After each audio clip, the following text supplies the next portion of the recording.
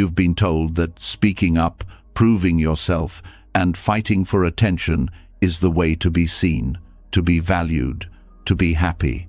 But if that were true, why do so many people who shout the loudest still feel unheard? Why do you, even after all the noise, still feel drained, misunderstood, and restless inside? The truth is, peace doesn't come from saying more, doing more, or chasing more. It comes from silence, from the quiet moments where you stop trying to control the world and begin to listen to yourself, to life, to the stillness within. Buddhism has whispered this secret for centuries, that when you turn inward, when you stop running after approval and simply sit with yourself, something extraordinary happens. The chaos outside loses its grip. The doubts in your mind begin to dissolve. And life, almost magically, starts to fall into place. Tonight, as you hear these words, you'll feel it. The noise in your head will soften. Your chest will feel lighter. A calm clarity will rise in you, the kind you thought only monks or sages could touch.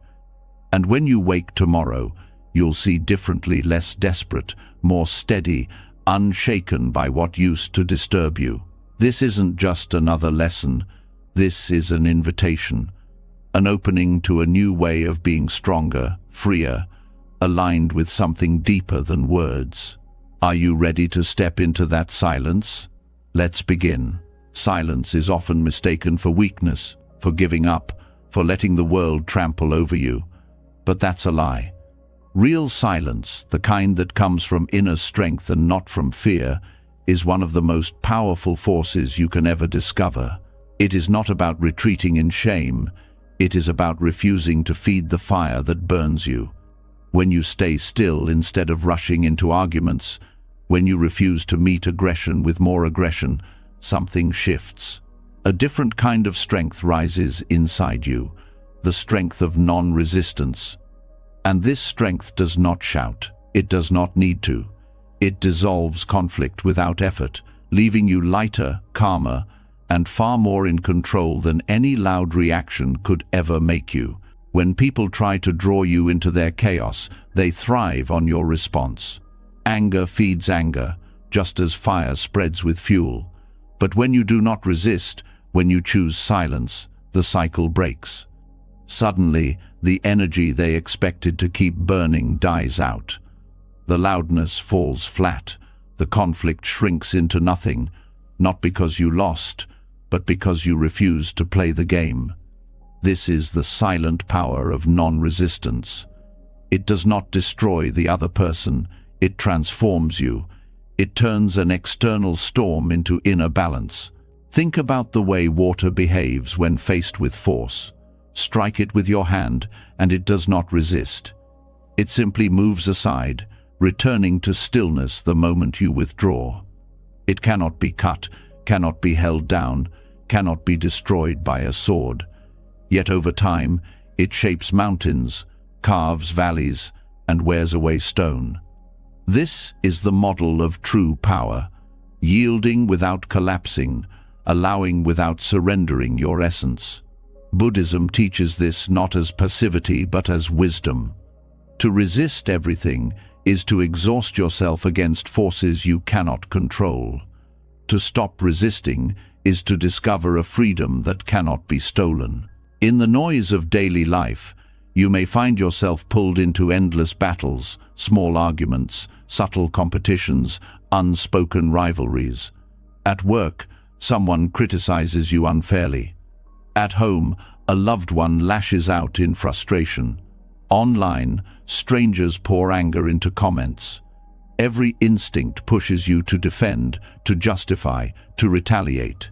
But what does that really give you? For a moment, maybe it feels good to strike back. Yet afterwards, you are left tense, disturbed, drained of energy. Conflict always leaves scars, even if you win. Silence, on the other hand, leaves space for your mind to stay light. It does not chain you to the emotions of others. This does not mean you never speak, never act, never stand up for yourself. Non-resistance is not about accepting injustice or living without boundaries. It is about choosing the ground you fight on. It is about seeing that many battles are traps for your energy, distractions from what truly matters. By staying silent in the right moments, you allow the storm to pass, and in that passing, you remain untouched. You learn to step out of the endless cycle of reaction. This is how inner balance begins. There is a story in Zen about a man who was insulted in front of others. Instead of defending himself, he simply smiled and said nothing. His silence was so unsettling that the insulter grew embarrassed and left. The audience who witnessed it understood. The man who stayed silent was the strongest one in the room. Why? Because he refused to let another person control his state of mind. That is the essence of non-resistance. It is not about letting others dominate you. It is about refusing to hand them the keys to your inner world. When silence becomes your response, you step into a different kind of clarity. The mind is no longer clouded by the heat of quick emotions. In that space, you can see more clearly what is worth your energy, what is simply noise, what lessons are hidden in the situation. Sometimes the most transformative moment is not when you reply with the perfect comeback, but when you stay silent and discover you did not need one at all. In Buddhist thought, resistance is the birthplace of suffering. To resist reality is to argue with what already exists. If someone insults you, that event has already happened. If a challenge rises, it is already present. To resist it is to double your suffering. You now feel the pain of the event and the pain of your refusal to accept it. Non-resistance, through silence, removes that second wound. It allows you to meet reality as it is, not as you wish it to be. That meeting creates balance. You are no longer fighting the river, you are flowing with it, even as you steer your path gently forward. But here is the deeper secret. When you choose silence, you are not only protecting yourself from unnecessary conflict, you are creating space for transformation in the other person. Without your resistance, they are left with their own reflection. Their words echo back to them, their anger bounces against emptiness. Often, they begin to see their own actions more clearly, because you did not cloud it with your reaction. In this way, your silence becomes a mirror, showing them what they could not see while caught up in noise. This approach requires courage. It is far easier to fight back, to shout, to prove your point. It is harder to sit still with the heat rising inside you, to feel the urge to react and let it pass. Yet this is where your strength grows. Each time you choose non-resistance, your mind grows steadier, your heart stronger. Over time, you no longer fear conflict, because you know it cannot touch you unless you let it in. The modern world glorifies constant reaction. Social media thrives on outrage, arguments, and endless cycles of resistance. But what if you stopped feeding that cycle? What if, instead of defending every opinion, you chose silence? You would not only save your peace of mind, you would also step out of the trap of endless distraction. You would reclaim your focus, your time, your energy. This is not withdrawal, it is liberation. Non-resistance also teaches you the value of timing. Sometimes the best way to act is to first not act. When you stay silent, you give yourself the gift of space. In that space, emotions settle, clarity rises, wisdom speaks. Then, if you choose to respond, your words are no longer weapons of impulse but tools of truth. A single calm sentence, spoken after silence, carries more weight than 1,000 rushed arguments. It is not about never speaking, it is about speaking from stillness instead of chaos. Consider how often regret is born from words spoken in haste, a sharp reply in anger, a defensive comment made without thought. These words cannot be taken back once released. Silence, however, never needs apology. You will never regret not shouting. You will never regret not fueling another's fire. By choosing silence first, you create space to ensure that whatever words you eventually offer will be clean, kind, and true. There is a reason Buddhist monks take vows of noble silence during practice. It is not simply about avoiding speech, it is about discovering the power that lies underneath it. In silence, the mind turns inward, the ego loosens, the heart opens. When you practice silence in daily life, even in small ways, you touch that same energy. You begin to see that most of what you thought needed defending does not matter.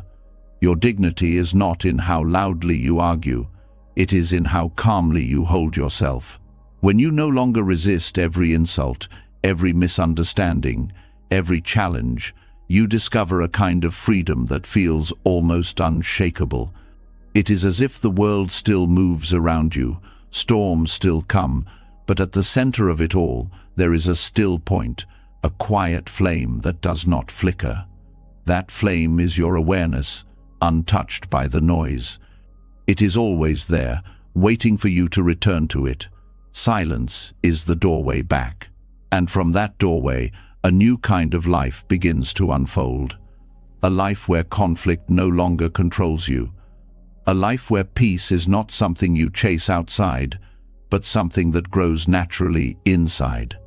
A life where everything that once seemed urgent and loud begins to fall into place, simply because you stopped resisting and started listening. When you discover the quiet strength of non-resistance, you begin to notice something deeper rising inside you. The silence you choose in the outer world does not just dissolve conflict with others, it opens a door to a hidden world within yourself. In that stillness, when the noise of arguments and defenses fade away, what is left is your own mind echoing back to you.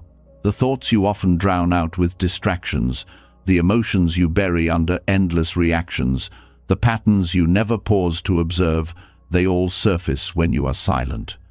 This is where the real journey begins.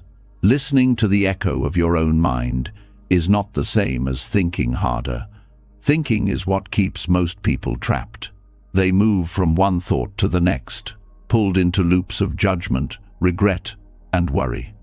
True listening is different. It means stepping back far enough to notice the voice within you without rushing to agree with it or fight it. It is allowing thoughts to rise like clouds in the sky and simply watching them pass. In this space, you begin to see the truth of what is really happening in you. Most of the time, people speak louder to avoid listening to themselves. They fill their day with noise, constant conversations, endless scrolling, music playing without pause because silence feels uncomfortable. Yet that discomfort is not from silence itself, it is from the unspoken truths rising in the mind. Silence does not create those truths, it only reveals them. And here is the secret: what you fear hearing is often the exact thing you need to face to free yourself. When you start listening inwardly, you may first hear restlessness. The mind may throw 1,000 thoughts at once, demanding attention. Memories of the past, worries about the future, regrets, judgments, small insecurities you thought you left behind. At first, it feels overwhelming. But if you stay with it, if you keep breathing and observing without resistance, a shift happens. You begin to see the pattern beneath the noise. Thoughts repeat themselves like echoes bouncing in a canyon. The same fear worded differently, the same insecurity showing up in multiple forms, the same old story replaying again and again. In Buddhist practice, this recognition is liberation. You begin to realize that your thoughts are not truth. They are patterns. They are echoes. They rise and fall, loud one moment, gone the next. The suffering comes not from the thought itself, but from clinging to it, resisting it, or mistaking it as who you are. By listening deeply, you begin to see the mind as it is, a stream of activity passing through, not the solid identity you once believed. This kind of listening takes courage, because silence can expose the very things you try hardest to avoid. It may reveal anger you never admitted to yourself. It may bring up grief you pushed away years ago. It may uncover desires you denied or fears you never named. But when you finally allow them to rise in silence, they begin to lose their grip. The mind no longer has to keep repeating them like a broken record. By listening, you release. There is a subtle but powerful practice in Buddhism called mindfulness of thought. It does not mean pushing thoughts away or holding on to them. It means noting their presence, acknowledging without judgment, and letting them go. For example, when a thought arises, "I am not good enough," instead of fighting it or sinking into it, you simply note self-criticism. When anger arises, you note anger. When worry arises, worry. This simple labeling creates space between you and the thought. You are no longer the prisoner of it. You are the witness, and the witness is always free. In this space of inner listening, another truth becomes clear. Much of what you carry in your mind is not even your own voice. Family, culture, society, media, layer after layer of conditioning lives in your thoughts. The doubts you feel may not come from your true self, but from years of repetition by others. The insecurities may be echoes of words someone once spoke to you. The pressure may be echoes of expectations you never chose. By listening closely, you can begin to separate what is truly yours from what has been planted in you. The silence reveals these voices not to punish you, but to set you free. When you hear them clearly, you can question them. Is this belief really mine? Does this story serve me? Do I need to keep carrying this thought? Most people live their entire lives without asking these questions because they are too busy running from silence. But if you stay, if you keep listening, the answers start to rise naturally, and with those answers comes a freedom that no one can give you from the outside. Silence is not empty, it is full of truth. When you stop speaking and simply observe, you begin to notice the subtler movements of the mind, the tiny judgments you pass without realizing, the way your thoughts race ahead while your body stays in the present, the way you rehearse conversations that have not happened or replay arguments long gone. All of this is revealed in silence. And once you see it, you cannot unsee it.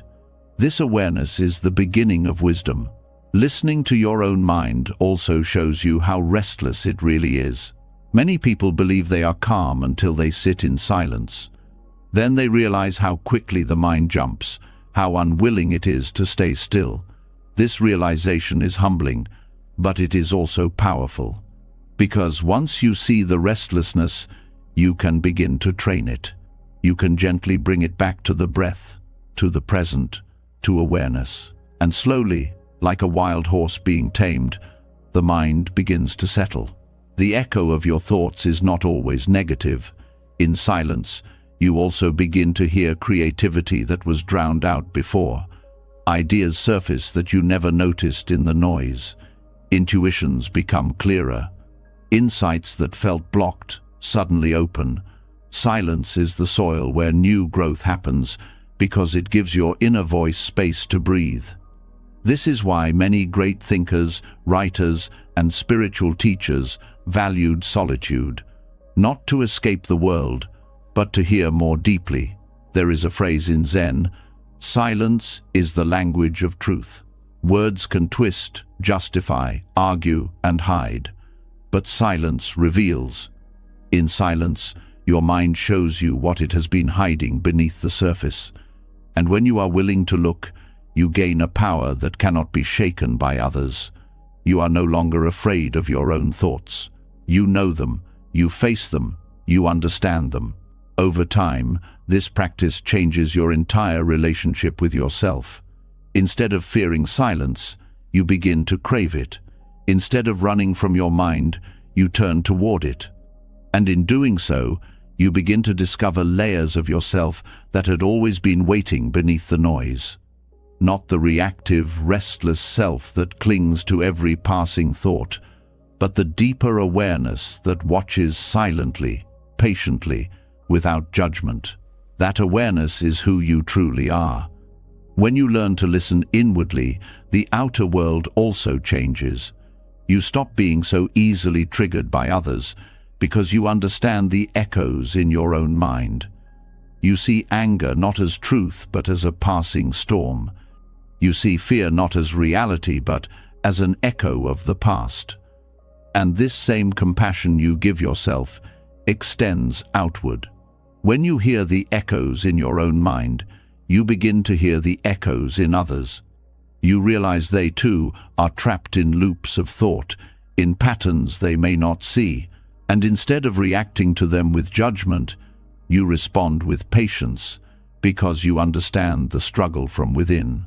Listening to the echo of your own mind is one of the most profound gifts silence can offer. It is not easy, because it strips away the distractions and excuses. It forces you to face yourself fully, but it is through this honesty that you become free. Free from illusions, free from stories that no longer serve you, free from the constant noise that keeps so many restless. And once you have touched this freedom, you see that silence is not the absence of sound, it is the presence of truth. It is the space where you finally hear what has always been there, waiting for you to listen. And in that listening, the restless mind begins to soften, the weight begins to lift, and the clarity you have been chasing outside reveals itself within. As the echoes of the mind grow clearer in silence, something deeper begins to unfold. When you start to notice thoughts as patterns and not as truth, a new question naturally rises. If I can watch these thoughts come and go, then who is the I that is watching? This is where stillness takes you beyond self-reflection and into a far greater discovery, the slow dissolving of the ego. The silence you practice does not just calm the mind, it begins to dismantle the very illusion of identity that has kept you trapped in cycles of pride, fear, and suffering. The ego thrives on noise. It survives through constant reinforcement labels, achievements, comparisons, stories you repeat about yourself. In silence, these props begin to fade. When there is no audience to impress, no argument to win, no performance to uphold, the sense of I loses its usual grip. You begin to see that what you called me is not a solid thing at all. It is a collection of habits, roles, and passing states stitched together by thought. The quieter you become, the more this illusion is exposed. Buddhism teaches that clinging to the ego is the root of suffering. When you believe deeply in a fixed I, you naturally defend it against anything that threatens it. Criticism feels unbearable, loss feels like a personal wound, praise becomes addictive. Life becomes a constant battle to maintain an identity that is fragile by its very nature. Stillness interrupts this battle. When you sit in silence long enough, you notice that the I you defend is constantly changing. Thoughts shift, moods shift, even your sense of self shifts depending on who you are with or what you are doing. If it changes so often, can it truly be permanent? The practice of dissolving ego through stillness does not require force. You do not have to destroy the self or fight it. Instead, you simply watch it. Each time you observe your thoughts rising and falling, each time you notice your emotions appearing and fading, you begin to see that none of these are truly you. They belong to experience, not to identity. This gentle awareness is like sunlight on ice. Without violence, it melts what once seemed solid. Silence is especially powerful because it removes the distractions that normally keep the ego alive. When you are constantly talking, comparing, or defending yourself, you keep strengthening the story of I. But in silence, there is no need for a story. Without words, you cannot explain yourself, justify yourself, or exaggerate yourself. You are left with the raw presence of being, and in that presence, the ego has no place to stand. This is not emptiness in the negative sense. It is freedom. Without the constant burden of defending I, life feels lighter. When someone criticizes you, you no longer feel shattered because you understand there is no fixed you to protect. When success comes, you enjoy it without clinging because you know it does not define you. When loss happens, you grieve, but you do not collapse because nothing can take away the awareness that lies beneath all change. Stillness also reveals how much of your suffering comes from taking thoughts personally. A thought arises, I am not enough. Without awareness, you accept it as truth. With awareness, you see it as a temporary echo, not as a definition of who you are. This shift is subtle but profound. It is the difference between drowning in the river and standing safely on the bank, watching the water flow. The dissolution of ego is not about erasing individuality. Buddhism does not teach that you become nothing. It teaches that you discover you were never the small self you thought you were. Beyond the shifting layers of thought and identity, there is awareness itself, open, vast, unchanging. In stillness, you touch that awareness. It does not belong to you. It is you, in the truest sense, beyond all labels. Every moment of silence becomes an invitation to return to this truth. You start to notice how often the ego intrudes even in subtle ways. A desire to be praised, a small resentment when ignored, a hidden pride when others admire you. Instead of condemning these, you simply notice them. In noticing, you weaken their hold. Slowly, the grip of ego softens. This softening also transforms how you relate to others. When the I is no longer at the center, there is more space for compassion. You see that others, too, are trapped in their own illusions of self, suffering under the weight of pride, fear, and comparison. Instead of reacting to them, you feel patience. Instead of competing with them, you feel connection. Dissolving your ego does not isolate you, it unites you more deeply with the world around you. The Buddha compared the ego to a house built on unstable ground. No matter how much you reinforce it, cracks will appear. Stillness is like stepping outside of the house. At first, it feels unfamiliar. You may even feel exposed. But then you realize the sky above you is infinite, open, and cannot be taken away. You do not lose anything real by leaving the house of ego. You only lose the walls that kept you from freedom. There is also a quiet humility that comes with this realization. You no longer feel the need to prove your worth, because you see there was never a separate self to elevate in the first place. Achievements still matter, but they no longer define you. Failures still happen, but they no longer destroy you. You live with a kind of ease that others can feel, even if they cannot explain it. They sense the absence of ego in your presence, and it gives them space to breathe as well. The practice of dissolving ego through stillness is not a one-time event. It unfolds gradually, like peeling away layers of an onion. Each moment of silence shows you another layer. Sometimes it is painful, because the ego does not want to disappear. It clings, it fights, it tries to convince you it is essential. But each time you return to silence, you loosen its hold. Each time you let go of the need to defend or define yourself, you take another step into freedom. Over time, life itself becomes less heavy. You stop carrying so many labels: success, failure, victim, victor, good, bad. You live more lightly because you see these were never truly you. And in that lightness, joy arises naturally. Not the fleeting joy of achievement, but the steady joy of simply being.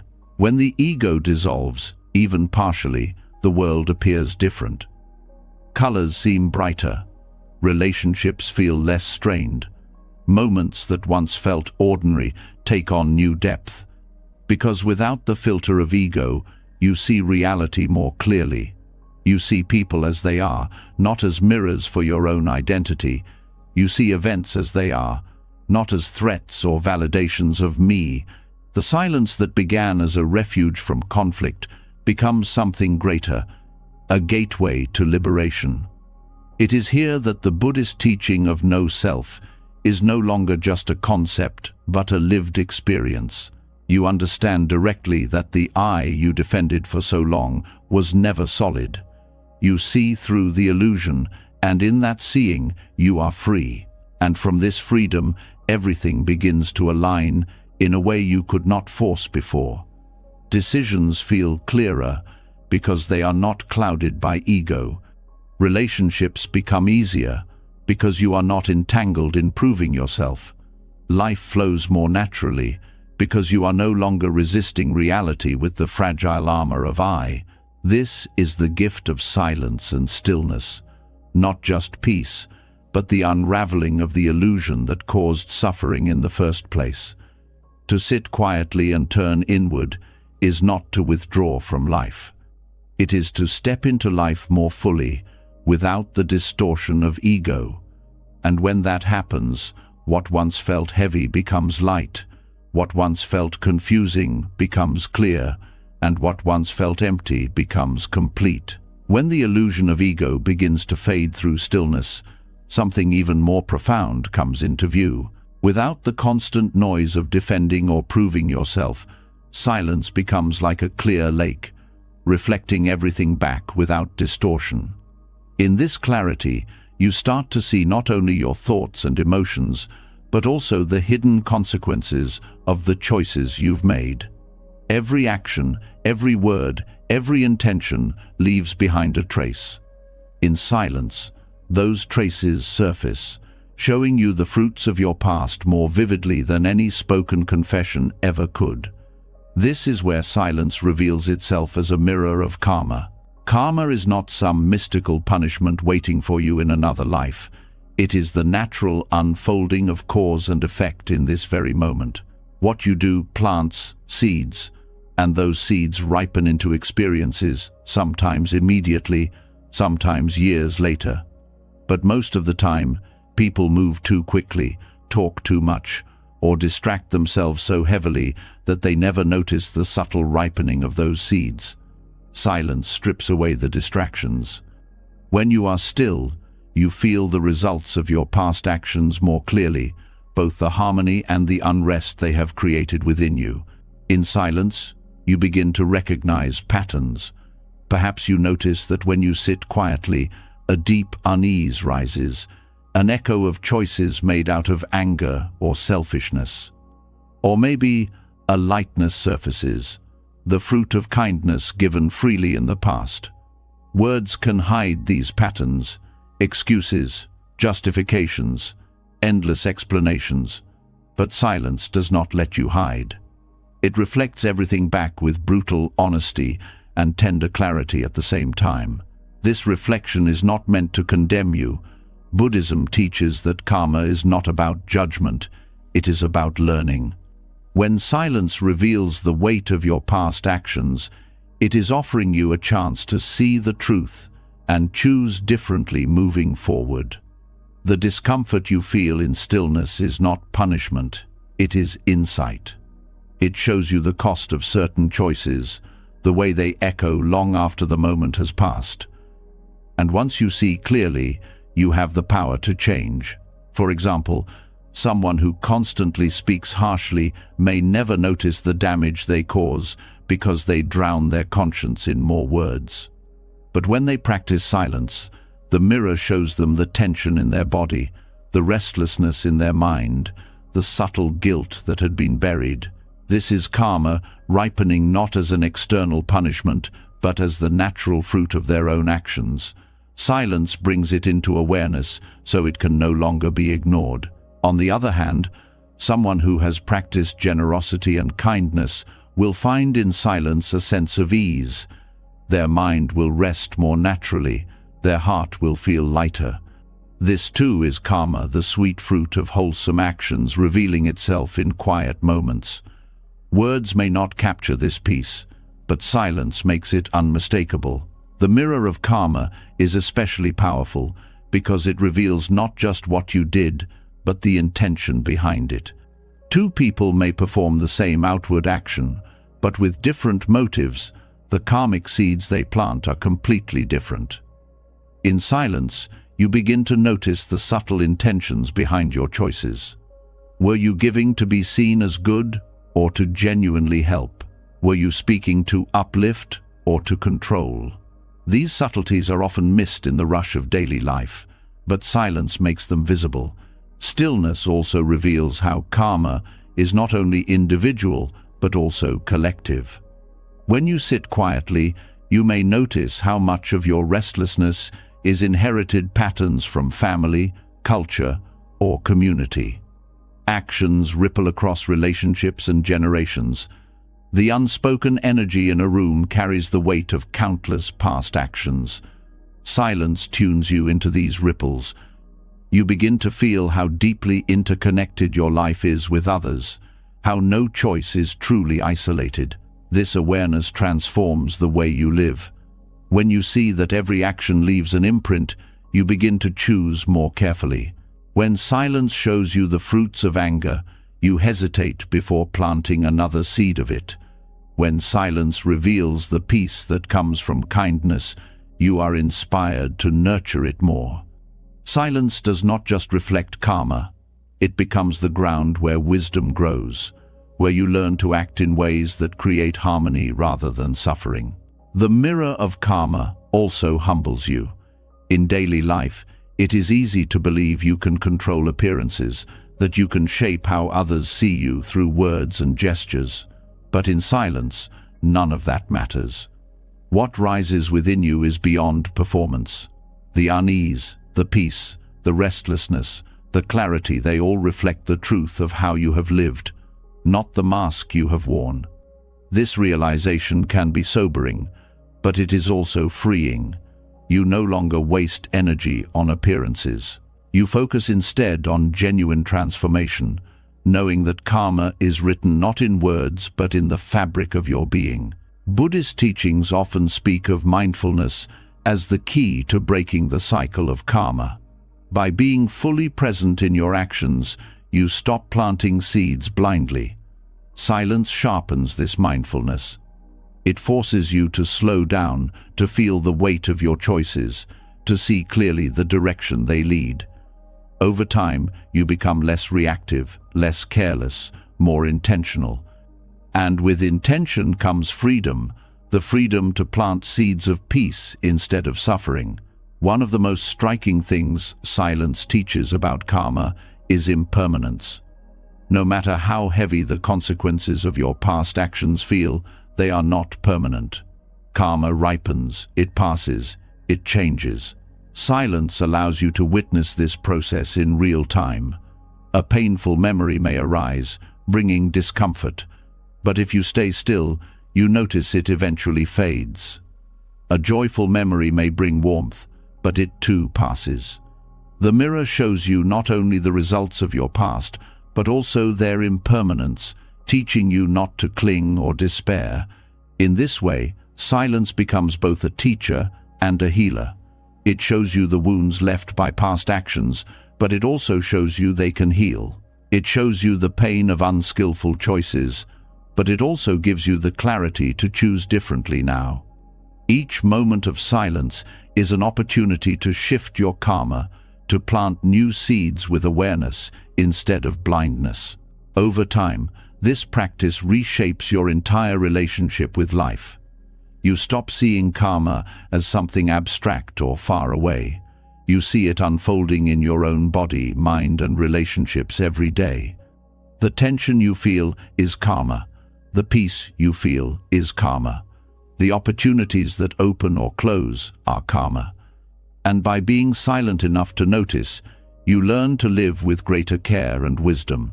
What makes silence such a powerful mirror is its honesty. Words can be twisted, stories can be rewritten, but the way you feel when you sit quietly cannot be faked. It is the direct reflection of how you have lived. Some days that reflection will be difficult to face. Other days it will be luminous.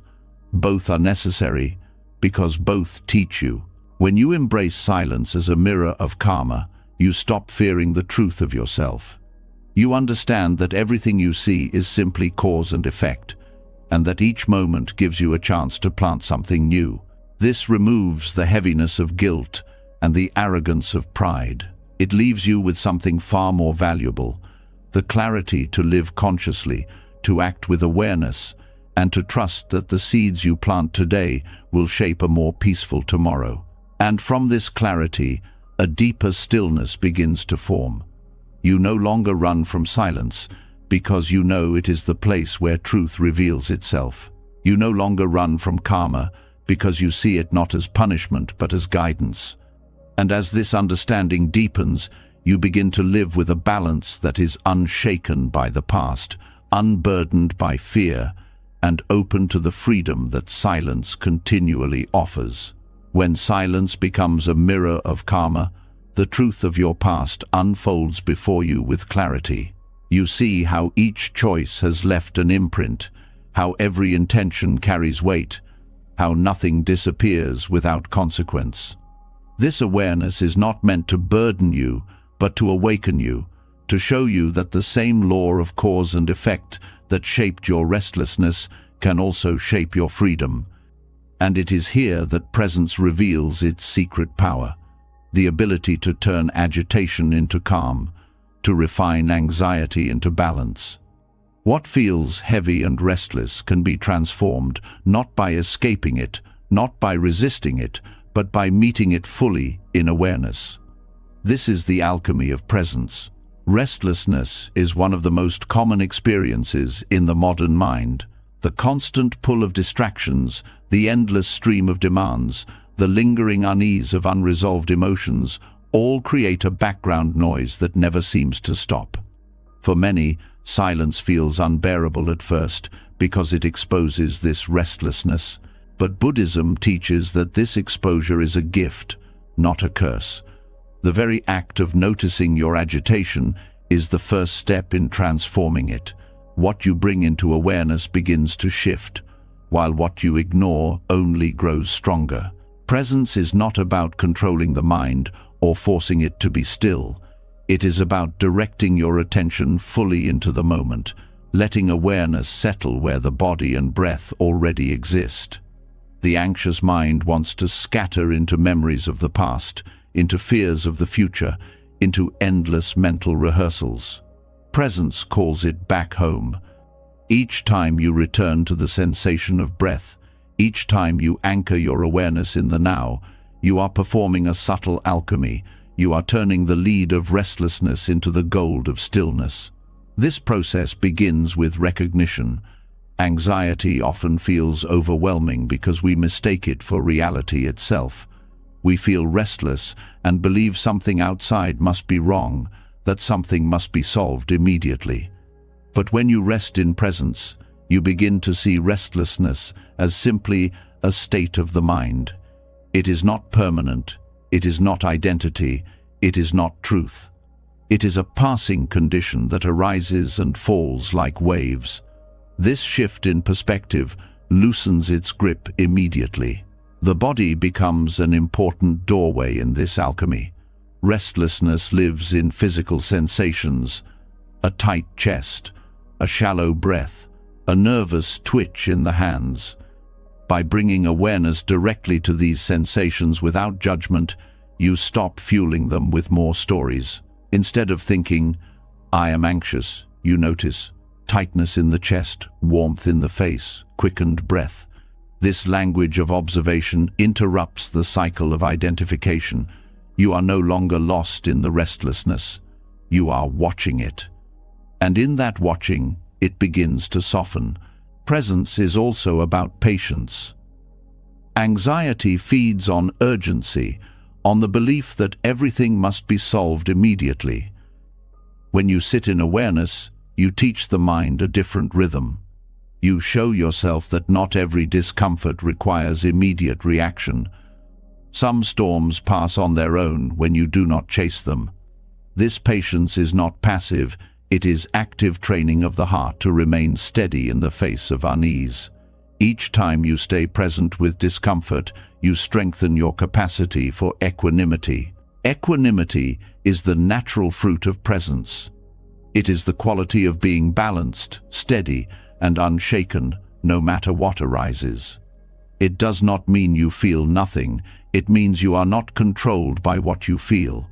Presence trains this quality because it roots you in something deeper than thought or sensation. It roots you in awareness itself. From that ground, emotions may rise and fall, but they do not knock you over. Anxiety may still appear, but it no longer defines you. Restlessness may still surface, but it no longer drags you away. This alchemy also reveals the subtle layers of restlessness that often go unnoticed. Not all anxiety shows up as panic or fear. Sometimes it appears as impatience, boredom, or the constant need to move on to the next thing. In silence, these subtle forms become visible.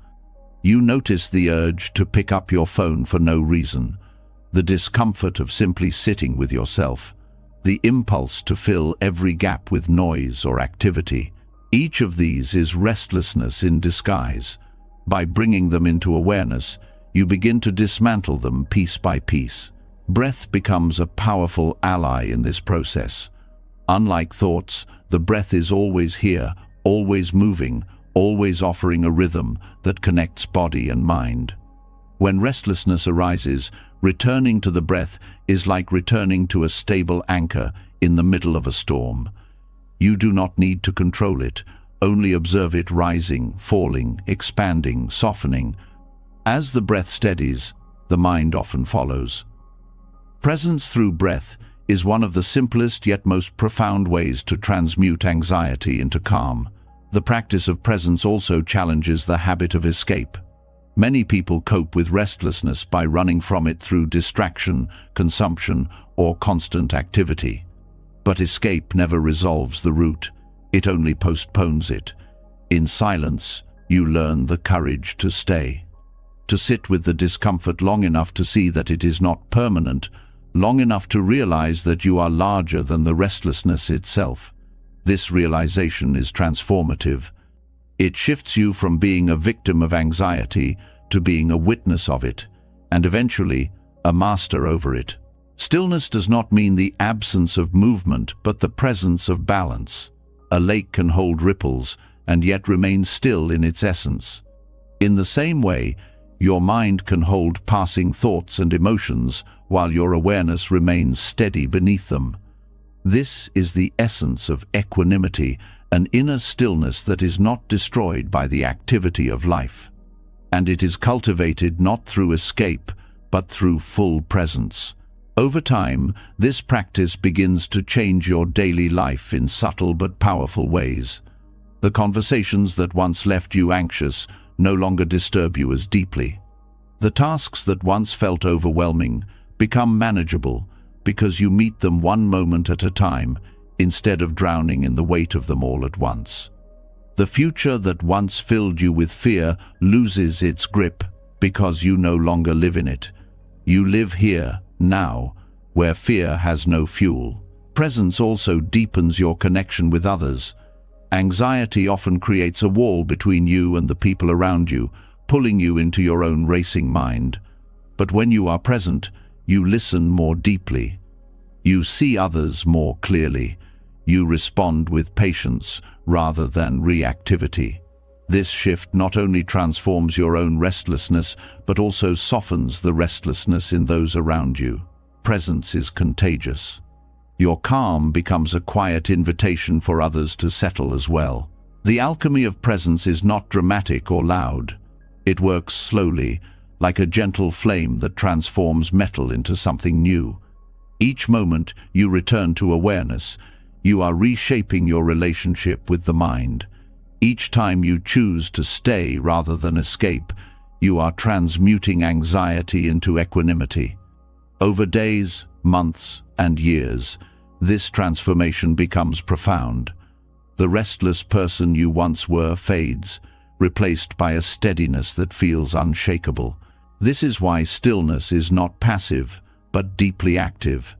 It is the work of refining the mind, of training the heart, of cultivating the kind of presence that transforms every experience. Restlessness is not an enemy, it is raw material. Anxiety is not a curse, it is the substance that, when met with awareness, becomes the foundation for equanimity. The alchemy is already within you. Silence simply gives it the space to unfold. And as this unfolding deepens, you realize that peace was never something to chase outside. It was always here, waiting beneath the layers of restlessness. All it needed was the fire of presence, steady and patient, to turn unease into balance and anxiety into calm clarity. This is the quiet miracle of silence. It takes what feels unbearable and transforms it into the very strength you have been seeking all along. When presence turns restlessness into stillness, you begin to experience a balance that feels steady even in the middle of chaos. But this balance is fragile if your words continue to flow without care. What you say can either preserve the stillness you've cultivated or shatter it in an instant. And this is why the next step in deepening silence is not only about listening inwardly, but also about guarding what leaves your mouth. Buddhism calls this practice right speech. And it is not just about what you say, but equally about what you choose not to say. There is a hidden discipline in restraint, a strength in withholding, a wisdom in silence that carries more power than endless words ever could. Speech is one of the most underestimated forces in human life. Words can heal, but they can also wound so deeply that the scars last a lifetime. They can unite people, but they can also tear relationships apart. The Buddha taught that unskillful speech is one of the most common ways we create suffering, both for ourselves and others. Gossip, lies, harsh words, careless chatter, all of these plant seeds that eventually ripen into unrest, and often we do not even realize the weight of our words until silence confronts us with their echoes. The discipline of speech restraint is not about never speaking. It is about understanding the cost of every word and learning to release only those that are necessary, kind, and true. Most people speak to fill silence, to defend themselves, or to assert their ego. But when you are rooted in stillness, you no longer need constant words to feel secure. You begin to see that many conversations serve only to drain energy or create conflict. By choosing silence in those moments, you preserve both your peace and the dignity of others. There is a power in withholding that few understand until they practice it, to hear criticism and not immediately respond, to listen to gossip and not pass it on, to witness conflict and not add more fuel with your own words. This kind of restraint may look passive, but in truth it requires great strength. The impulse to speak is strong, and it is fed by pride, fear, and habit. To hold back, to wait, to let silence carry the moment, instead of words, this is a discipline that sharpens both awareness and compassion. Right speech has 4 essential qualities. It avoids lies, avoids divisive talk, avoids harsh words, and avoids idle chatter. Each of these forms of restraint frees you in ways you cannot see until you practice. Lying, even in small ways, burdens the mind with the need to maintain falsehood. Silence frees you from this burden. Divisive speech may feel satisfying in the moment, but it creates walls that isolate you from others. Silence allows those walls to crumble. Harsh words may release your anger briefly, but they leave wounds in others that return to haunt you later. Silence preserves dignity, and idle chatter, though seemingly harmless, scatters the mind and weakens presence. Silence strengthens it. The deeper you go into silence, the more sensitive you become to the energy behind speech. You start to feel how words can be heavy or light, sharp or soft, nourishing or toxic. You begin to see that speech is not neutral, it always carries intention. When the intention is ego-driven, words carry restlessness with them. When the intention is rooted in awareness, words carry stillness. This is why restraint is so important. It keeps you from releasing energy that does not align with your deeper clarity. Silence in this sense is not emptiness, but a container of strength. It gives space for others to reveal themselves without interruption. It gives space for truth to arise without distortion. It gives space for wisdom to replace the impulse of reaction. Many conflicts in life are fueled not by what happened, but by what was said afterwards. Restraint prevents you from pouring oil on flames that could otherwise burn out on their own. This discipline also teaches humility. It reveals how often we use words to project knowledge we do not truly have, or to shape an image of ourselves we want others to believe. In silence, these impulses are exposed. You realize how much of speech is unnecessary performance. By letting go of that performance, you begin to live more authentically, no longer bound to the pressure of always having something to say. At the same time, restraint makes your words more meaningful. When you do speak, people listen more deeply because they sense the weight of your silence behind your speech. A few words spoken with mindfulness carry more influence than 1,000 words poured out without care. Silence refines your voice, turning it into a tool of clarity instead of a habit of distraction. There is also compassion hidden in this practice. By withholding words in moments of tension, you give others the space to calm themselves. By not rushing to correct, argue, or dominate, you create an environment where others feel less attacked. Silence allows kindness to breathe in spaces where words would only choke it. In this way, restraint becomes an act of service, a quiet offering of peace to the world around you. The discipline of speech restraint is challenging because it confronts deeply ingrained habits. Many people fear silence in conversation because they think it signals weakness or ignorance. But in truth, silence often signals wisdom. It shows that you are not controlled by impulse, that you are comfortable resting in presence without needing to assert yourself. Over time, this changes not only how others see you, but how you see yourself. You no longer define your worth by how much you speak, but by the quality of awareness you bring to each moment. The Buddha himself often taught through silence. When asked questions that came from ignorance or malice, he would remain quiet. That silence was not avoidance, but teaching, showing that not every question deserves an answer, not every challenge deserves a defense. Sometimes the greatest lesson you can give is to let words dissolve into stillness, forcing the listener to face themselves. Practicing restraint does not mean you retreat from life. It means you participate more wisely. You speak when it serves truth, when it uplifts, when it clarifies, when it is necessary. And when it does not, you allow silence to be the answer. Over time, this shapes a new rhythm of living.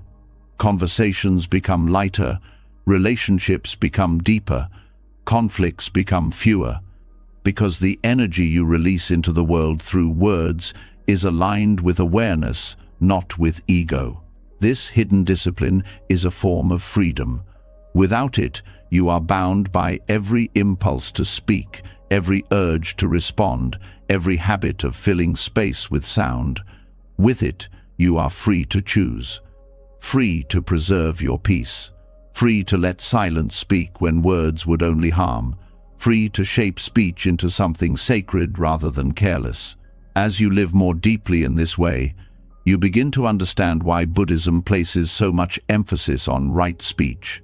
It is not just about morality, it is about liberation. Each restrained word is a moment of release from ego. Each silence is a return to presence. Each careful choice of speech is a seed of clarity that shapes the karma of your future. And in this way, speech restraint becomes not just discipline, but wisdom in action, a bridge between silence and truth that allows you to live with balance, compassion, and dignity.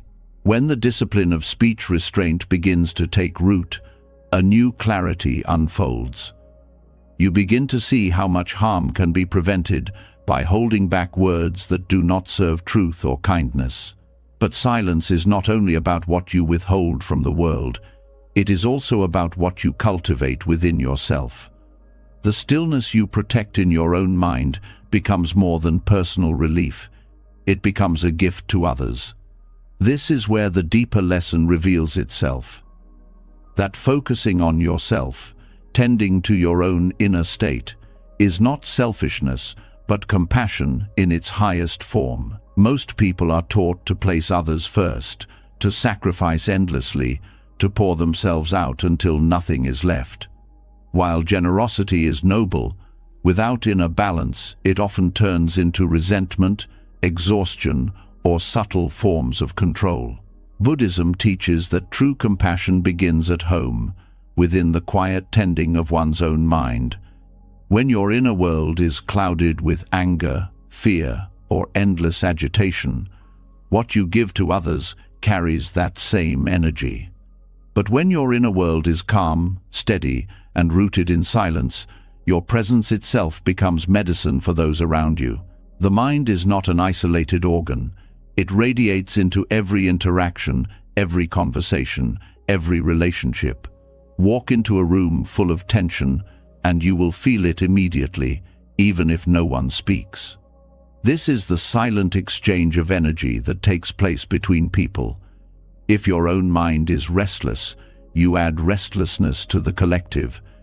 If your mind is steady, you add steadiness. In this sense, working on your inner state is one of the greatest contributions you can make to the world.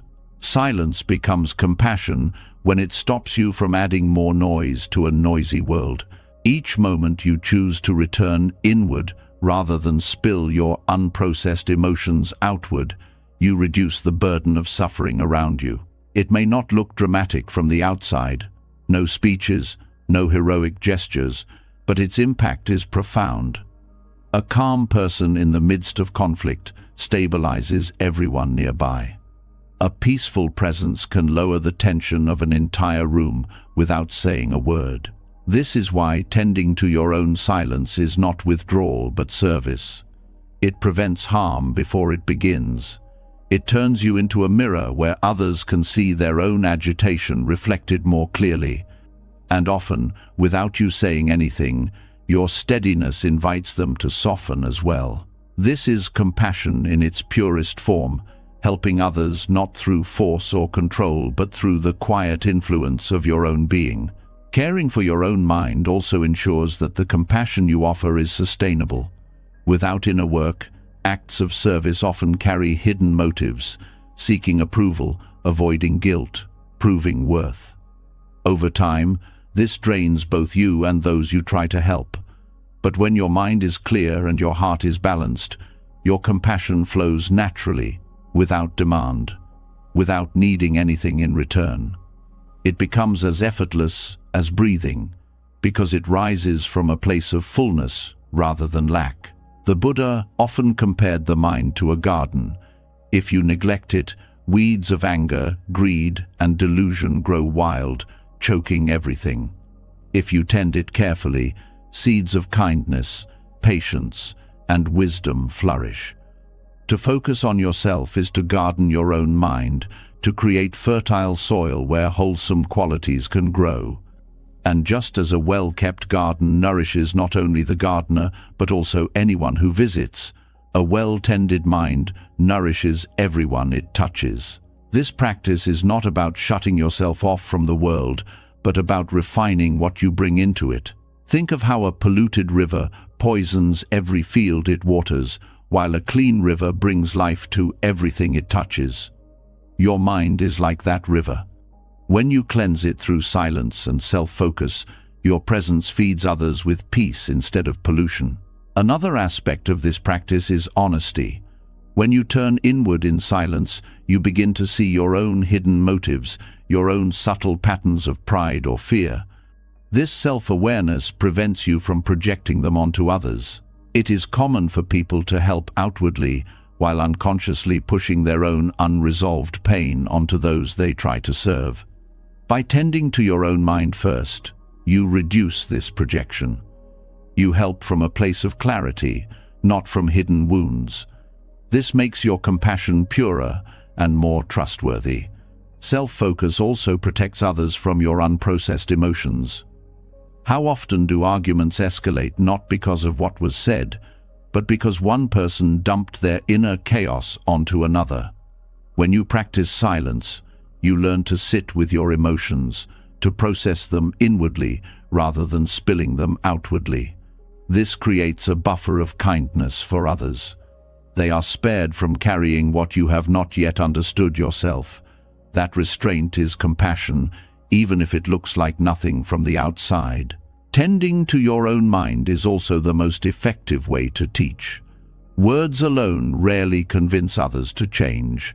People learn more from the energy you embody than from the advice you give. A person who speaks of peace but radiates restlessness will not inspire anyone. A person who says little but radiates calm can change lives without effort. When you embody the silence you cultivate, you become a living example. This is teaching through presence, which often carries more weight than teaching through speech. In modern culture, where productivity and performance are glorified, self-focus is often misunderstood as indulgence. But Buddhism reframes it. Caring for your mind is not a retreat from responsibility, but the foundation of it. Without inner clarity, your actions are clouded. With inner clarity, your actions become aligned with wisdom. The more you stabilize yourself, the more you are able to act skillfully in the world, whether as a parent, a partner, a leader, or a friend. The ripple effect of inner silence cannot be overstated. A calm parent raises children in an atmosphere of safety instead of fear. A balanced leader makes decisions that avoid unnecessary harm. A peaceful individual in a community diffuses conflict simply by being present. None of these require dramatic speeches or constant action. They require inner tending, the steady work of self-focus that creates outer harmony. At its core, self-focus is compassion because it acknowledges interdependence. You are not separate from the world, you are part of it. Your inner state contributes to the collective energy, just as every drop contributes to the ocean. By calming your drop, you calm the ocean. By purifying your drop, you purify the ocean. What you do inwardly is never just for you. Silence teaches this truth in the simplest way. When you sit in stillness, you realize that your mind does not exist in isolation. The energy within you resonates outward. Others feel it, even without words. The more you cultivate silence, the more you contribute to a world that is desperate for calm, clarity, and compassion. So tending to your own mind is not selfishness, it is service. It is the quiet, unseen work that prevents harm, nourishes peace, and allows compassion to flow naturally into every corner of your life. And when enough individuals choose this path, the collective energy shifts. The world becomes less restless, less hostile, more balanced, because its people have chosen to start with themselves. When you begin to understand that self-focus is an act of compassion, a quiet service that radiates peace into the lives of others, a new truth becomes unavoidable. The world you live in is not built to support that silence. Everywhere you turn there is noise, voices competing for attention, devices demanding your time, information flooding your senses from every angle. This culture of distraction does not encourage stillness, it resists it. And so, when you choose silence in such a world, you are not merely stepping away from noise, you are rebelling against an entire system designed to keep you restless. Noise is not just sound. It is the endless barrage of stimulation that keeps you running without pause. The scrolling of screens, the constant buzz of notifications, the chatter of advertisements, the pressure to always respond and perform. The modern environment thrives on pulling your attention outward until nothing is left for your inner life. In this context, choosing silence is not passive, it is a radical act. It is saying no to a culture that profits from your distraction and yes to a life where your attention belongs to you again. Silence disrupts the cycle of consumption. In stillness, you are not feeding the endless appetite of media, not buying into the constant push of comparison, not fueling the machinery of distraction. You step out of the game entirely, and in doing so, you reclaim something priceless: your autonomy. The greatest rebellion in a world that wants you distracted is to be fully present, fully aware, fully in control of your own mind. This rebellion is subtle but powerful. It does not require marching in the streets or shouting slogans. It happens in the quiet moments when you turn off the noise and sit with yourself. It happens when you resist the urge to check your phone for the 100th time and instead notice your breath. It happens when you walk without earbuds, eat without screens, listen without planning your reply. Each of these choices is an act of liberation from a culture that wants to colonize your attention. The cost of noise is rarely acknowledged, but silence makes it undeniable. Constant distraction fragments the mind, leaving you restless, anxious, and disconnected from yourself. Silence reveals this fragmentation with startling clarity. At first, the quiet may feel unbearable, because you finally hear the inner chaos that noise has been covering. But in staying with it, you begin to reclaim the wholeness you had forgotten. This reclamation is radical because it undermines the very forces that thrive on your disconnection. To be silent in a noisy world is to refuse conformity. The culture around you equates loudness with strength, constant expression with relevance, and endless stimulation with success. But silence rejects these illusions. It shows you that strength does not need volume, relevance does not require constant broadcasting, and fulfillment is not found in endless consumption. By living these truths, you challenge the foundations of a society built on distraction. Silence is also rebellion, because it cannot be commodified. You cannot buy stillness, you cannot sell presence, you cannot package awareness into endless upgrades. It is freely available to anyone willing to pause. In a world where nearly everything is turned into a product, silence remains untouchable. By choosing it, you step outside the logic of consumerism and into a freedom that money cannot buy. This rebellion is not against others, but against the conditioning that has kept you from yourself. It is against the lie that your worth depends on productivity, against the illusion that you are only valuable when you are visible, against the fear that you must always be moving to matter. Silence exposes these illusions for what they are. It shows you that worth is inherent, that presence is enough, that stillness is not emptiness but fullness of being. The practice of quiet self-focus challenges the modern obsession with constant communication. In a world where everyone is always talking, posting, and sharing, choosing not to participate feels countercultural. Yet this restraint is not isolation, it is sovereignty. It is reclaiming your right to exist without performing. It is freeing yourself from the exhausting demand to always be on.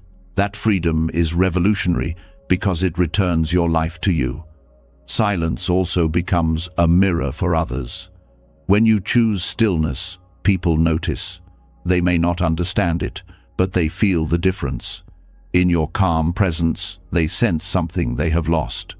Your refusal to join the noise becomes a silent invitation for them to question their own distractions.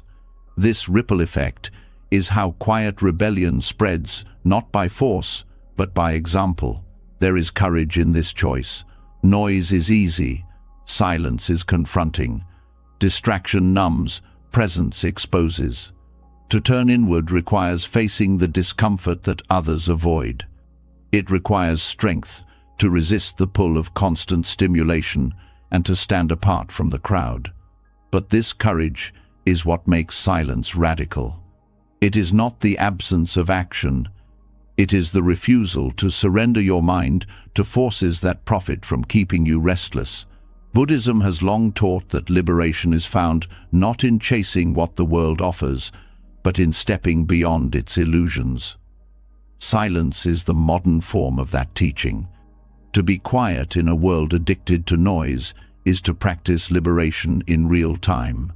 It is to declare that your peace cannot be bought, your attention cannot be stolen, and your being cannot be defined by distraction.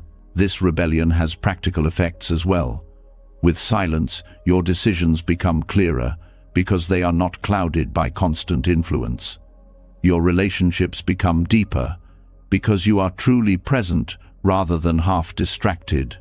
Your creativity flourishes because space replaces clutter. These are not small changes, they are transformative shifts that ripple outward into every part of your life. In the end, silence is rebellion because it is freedom. It frees you from the compulsion to react, from the hunger for validation, from the endless noise that tries to tell you who you are. It returns you to yourself, and in doing so, it makes you ungovernable by distraction. The world may keep shouting, but your stillness stands as proof that there is another way to live, one that is not bound by noise, but liberated by silence. When silence becomes rebellion in a noisy world, you realize that your greatest act of freedom is not in shouting louder, but in refusing to be pulled into the endless performance of urgency. This realization naturally leads to a deeper question. If noise and constant striving are distractions, then what remains when you let them fall away? The answer is startling in its simplicity: doing nothing.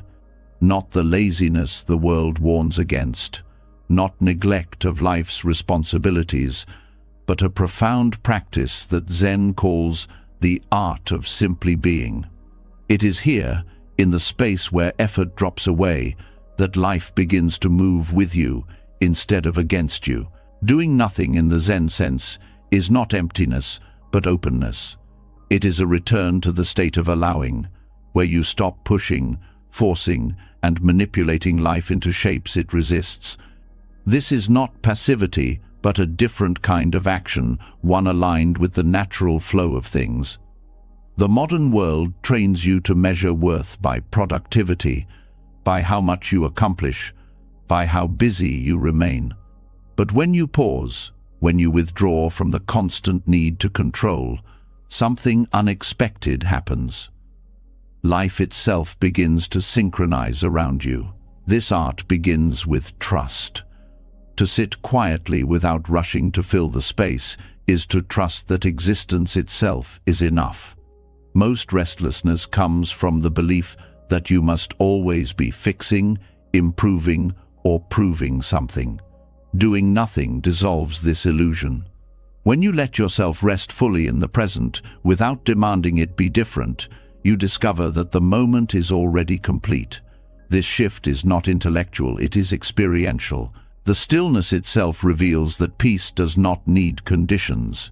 Zen teaches that the mind creates endless suffering by clinging to effort. The harder you try to force outcomes, the more you entangle yourself in frustration. Doing nothing is the antidote. It means stepping back, loosening your grip, and allowing what is already unfolding to show itself. The paradox is that by not pushing, life often moves more smoothly. Situations resolve themselves, opportunities appear, and clarity rises without strain. Synchronicity is born not from control but from alignment. One of the hidden truths of this practice is that effort often comes from fear. You work endlessly because you fear falling behind. You push conversations because you fear being misunderstood. You plan obsessively because you fear uncertainty. Doing nothing exposes these fears by removing the shield of constant activity. In the silence of non-doing, you face the raw discomfort of simply being with yourself, and in that confrontation, you learn that the fear dissolves when you no longer run from it. This does not mean abandoning responsibility. Zen is not about ignoring the practicalities of life, It is about shifting the source of your action. Instead of acting from fear, anxiety, or compulsion, you act from clarity. The pause of doing nothing creates space for wiser action to arise. When you stop rushing to fill the silence, your choices become more deliberate, more aligned with what truly matters. There is also a profound healing in this practice. The body and mind, constantly pushed and overextended, find restoration in stillness. Doing nothing is like allowing the soil to rest after harvest so it can regain its fertility. In modern life, rest is undervalued, even shamed. Yet without rest, there can be no renewal, no creativity, no balance. Zen reclaims this truth, showing that non-doing is not waste, but nourishment. The art of doing nothing also reveals how deeply you have been conditioned to identify with effort. Many people feel guilty when they pause, as if stillness is a failure. But in Zen, stillness is mastery. It is the recognition that life is not measured by constant movement, but by depth of presence. When you rest in non-doing, you see that worth does not come from activity, it comes from being. As you practice, synchronicities begin to appear. You notice that when you stop forcing outcomes, the right people, opportunities, and answers seem to arise naturally. This is not magic, but alignment. By quieting the restless mind and releasing the need to control, you become more attuned to the natural rhythms of life. You notice connections you would have missed, patterns that were always there but hidden by your rushing. Doing nothing makes you receptive, and receptivity invites synchronicity. This practice also changes how you see time. Effortful living makes you feel as if time is always running out, always chasing you. Non-doing dissolves that pressure. When you rest fully in the present, time expands. A single breath feels vast, a moment feels complete. In this way, doing nothing is not wasted time, but timelessness itself. You are no longer pulled between past and future. You are rooted in the fullness of now. The Zen masters often spoke of this through paradox. One said, "Sitting quietly, doing nothing, spring comes and the grass grows by itself." This simple line holds a profound truth. Life unfolds whether you push or not. Your role is not to force the grass to grow, but to align with the rhythm that is already carrying it forward. Doing nothing is a surrender to this truth. It is allowing life to reveal its own timing. Even creativity flows from this state. Artists, writers, thinkers all know that inspiration does not come from constant effort, but from spaciousness. The best ideas often arise when the mind is at rest, not when it is straining. Doing nothing creates the fertile ground where insight naturally blooms. In this sense, non-doing is the source of the most meaningful doing. The practice also strips away the illusion of control. You realize that much of what you thought you managed was always moving on its own. Breathing happens without your effort. The earth spins without your command. Seasons change without your control. Doing nothing aligns you with this reality. You stop carrying the unnecessary burden of believing you must control everything, and in releasing that weight, you find freedom. This freedom changes your relationships as well. When you stop forcing conversations, others feel more space to be themselves. When you stop pushing outcomes, relationships unfold more naturally. Non-doing creates an atmosphere of ease where genuine connection can thrive. You are no longer trying to mold others into what you want. You are allowing them to reveal themselves as they are. Doing nothing, then, is not withdrawal from life, but a deeper participation in it. It is stepping into harmony with what is already moving, already alive, already unfolding. It teaches you that life is not something to conquer, but something to join. And when you join it with openness instead of effort, synchronicity begins to carry you. The right doors open, The right paths reveal themselves. The right timing arrives not because you forced it, but because you stopped standing in the way. In the end, the art of doing nothing is one of the most radical practices of Zen, because it dismantles the very illusion the modern world clings to, that worth is earned only through effort. In truth, your worth is already complete. Doing nothing allows you to feel that truth directly, and from that place, when you do act, your actions are not frantic attempts to prove yourself, but natural expressions of being. This is the quiet secret of non-doing. It is not absence, but presence in its purest form.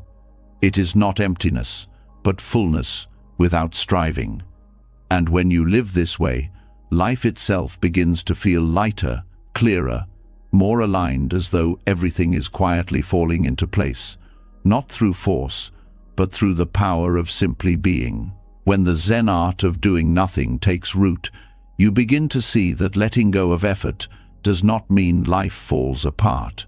In fact, it often means life begins to organize itself in ways you could never have planned.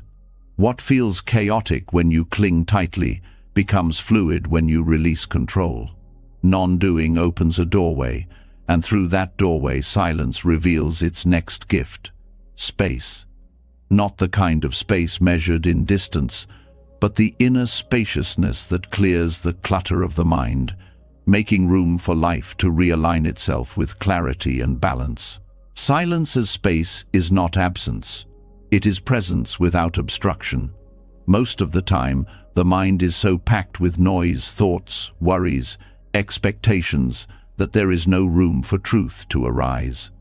It is like a room so full of furniture that nothing new can enter. Silence empties that room. It does not erase your life.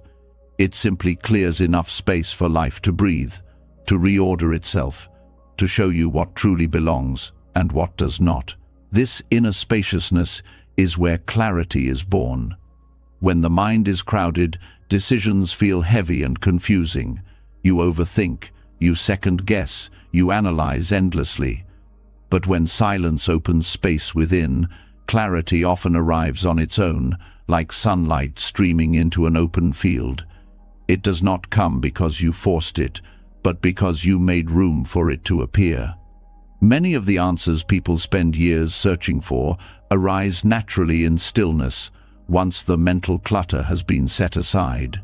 Space also invites balance. Life often feels overwhelming because everything seems urgent and pressing. Yet when you pause in silence, you begin to see the natural rhythm beneath the surface. What is truly important rises clearly, while what is unnecessary fades into the background. This ordering is not something you construct.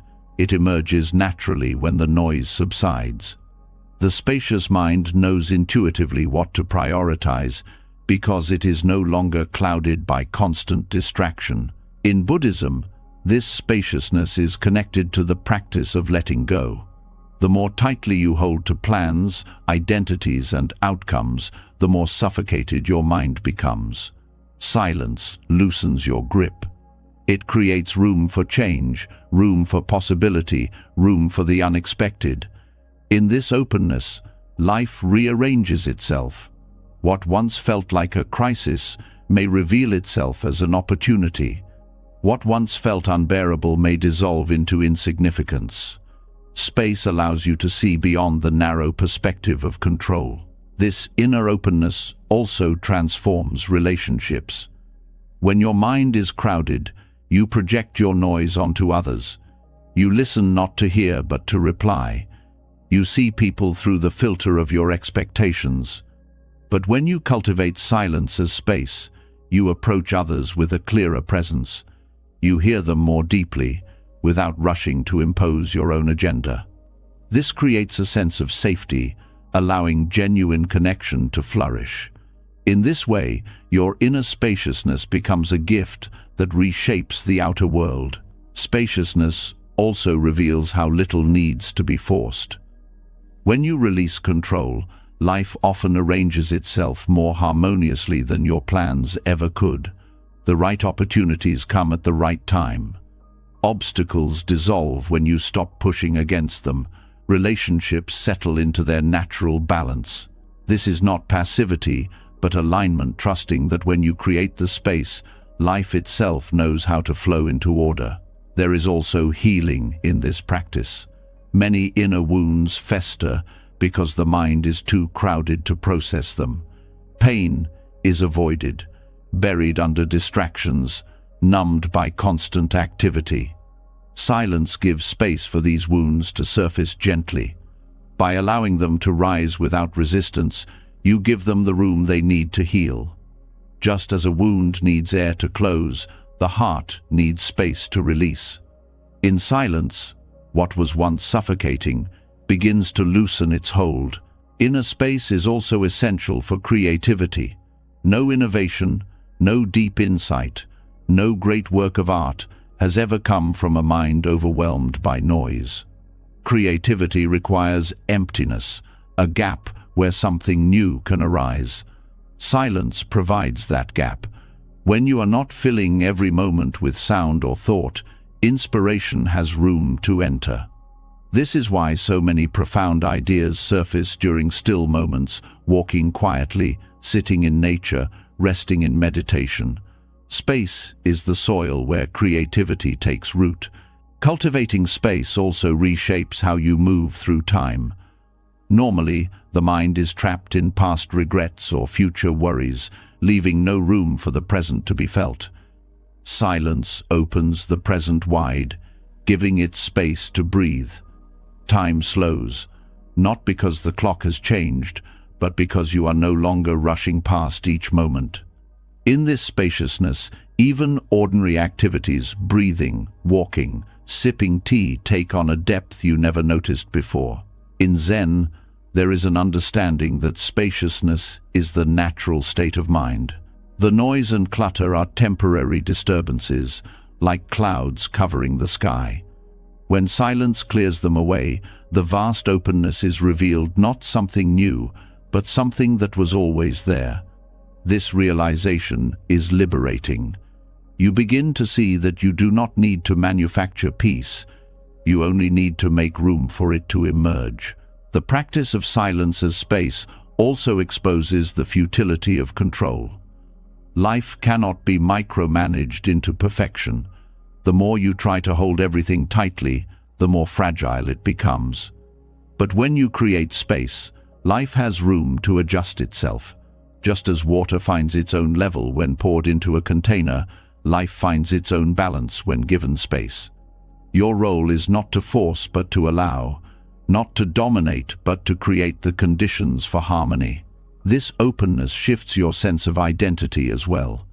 Instead of clinging to rigid labels, you begin to experience yourself as spacious, flexible, fluid. You are no longer bound by a narrow self-image. In space, you discover freedom, the freedom to change, to grow, to release what no longer serves you.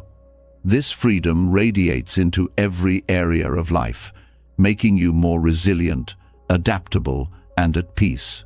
Ultimately, silence as space is about trust. Trust that you do not need to fill every moment, solve every problem, or control every outcome. Trust that when you make room within, life arranges itself without. Trust that clarity, balance, and healing emerge not from force, but from openness. This trust is not blind faith. It is something you experience directly when you practice. Over and over, silence shows you that when you stop crowding your life, order reveals itself. In this way, spaciousness is not just a personal refuge, but a universal principle. It is the ground where clarity grows, the container where healing unfolds, the openness where life aligns. By cultivating inner space, you allow the natural order of existence to emerge. And in that emergence, you find a peace that no amount of effort could ever create. When silence becomes space, you begin to feel the relief of openness. The clutter of thought loosens, clarity appears without effort, and life begins to settle into its natural rhythm. But with this clarity comes another challenge, how to hold this inward focus without slipping into the trap of selfishness. Turning inward can heal and restore, yet if misunderstood, it can harden into isolation, indifference, or self-absorption. The balance between caring for yourself and remaining connected to others is delicate, and Buddhism speaks clearly to this line. Focusing on yourself is often confused with ego-centered living, but they are not the same. Ego thrives on comparison, on making yourself larger by making others smaller, on feeding identity through possession or recognition. Self-focus in the Buddhist sense is entirely different. It is the practice of tending to the mind so that your presence in the world does not cause harm. It is self-care that becomes the foundation for compassion rather than a wall of separation. The difference lies in intention. Self-absorption asks, how can I take more for myself? While mindful self-focus asks, how can I understand myself so I cause less suffering? The first narrows the heart. The second opens it. When you sit in silence to calm your own restlessness, you are not retreating from humanity, you are preparing yourself to return with steadiness. When you discipline your speech, you are not silencing yourself for selfish gain, you are preserving harmony for others. This is where the Buddhist principle of the middle way becomes vital.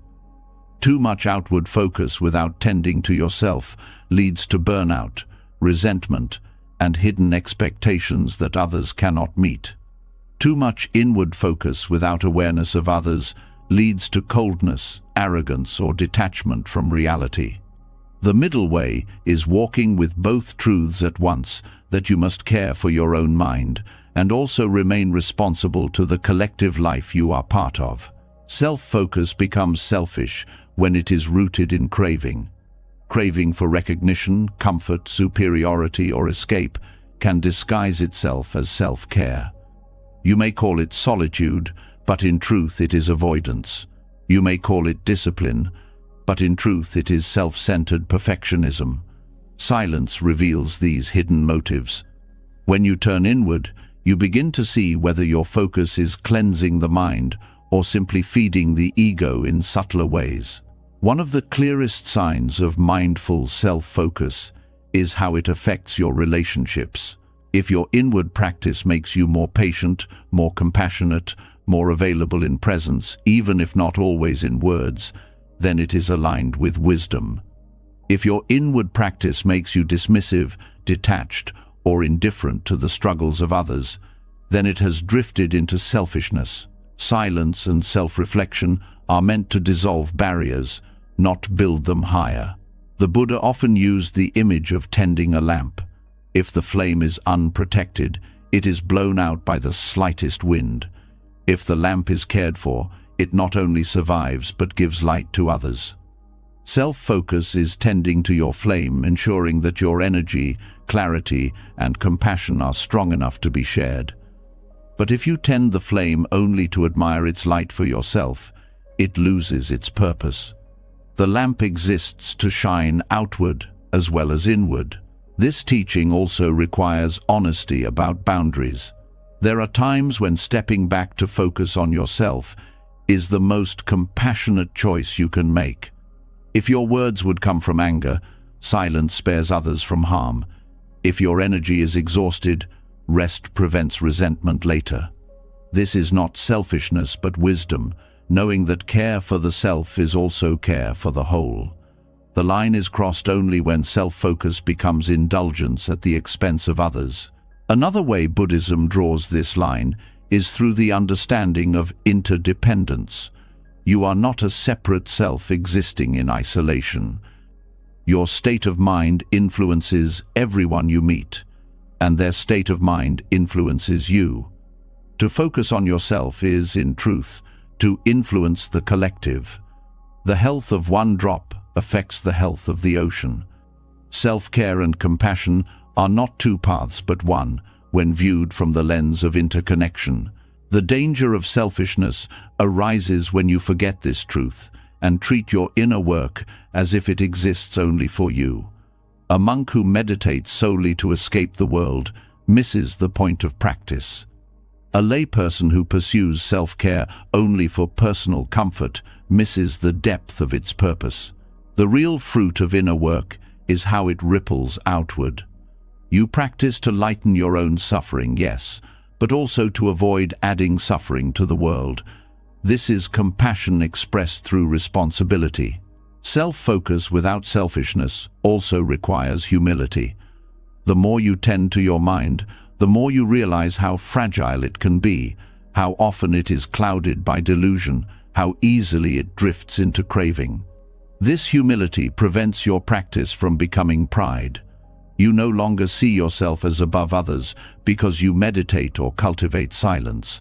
Instead, you recognize the shared struggle of every human being trying to find peace. Your inward work deepens empathy rather than superiority.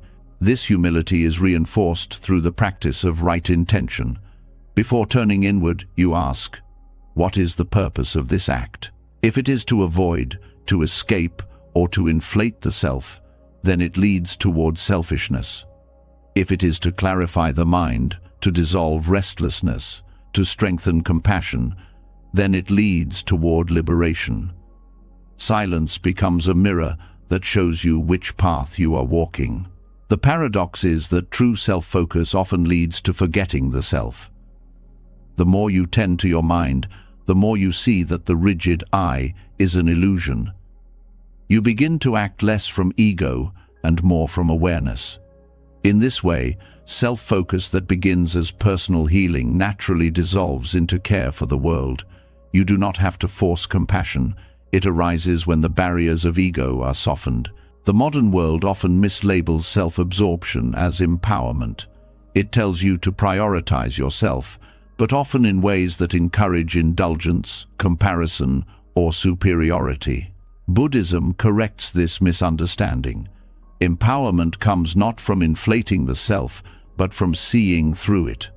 The empowerment of true self-focus is the freedom to act without being driven by craving or fear, to care without being trapped by expectation, to give without needing to prove. Ultimately, the line between self-focus and selfishness is drawn by awareness. Are you turning inward to polish the mind so it can reflect clarity outward? Or are you turning inward to build walls and preserve comfort? Only silence can show you the difference, and only honesty can keep you aligned. When this balance is lived, you discover that caring for yourself is never at odds with caring for others. They are two sides of the same act. The more you dissolve your own restlessness, the more peace you bring into every room you enter. The more you heal your own wounds, the less likely you are to wound others. The more you free yourself from ego, the more naturally compassion flows. Self-focus, then, is not selfishness at all. It is the preparation for love in its purest form, a love that requires nothing in return because it flows from clarity rather than need. When the balance between self-focus and selfishness becomes clear, silence takes on a new depth. It is no longer only about calming the mind or tending to your own clarity, but about discovering teachings that words alone cannot carry.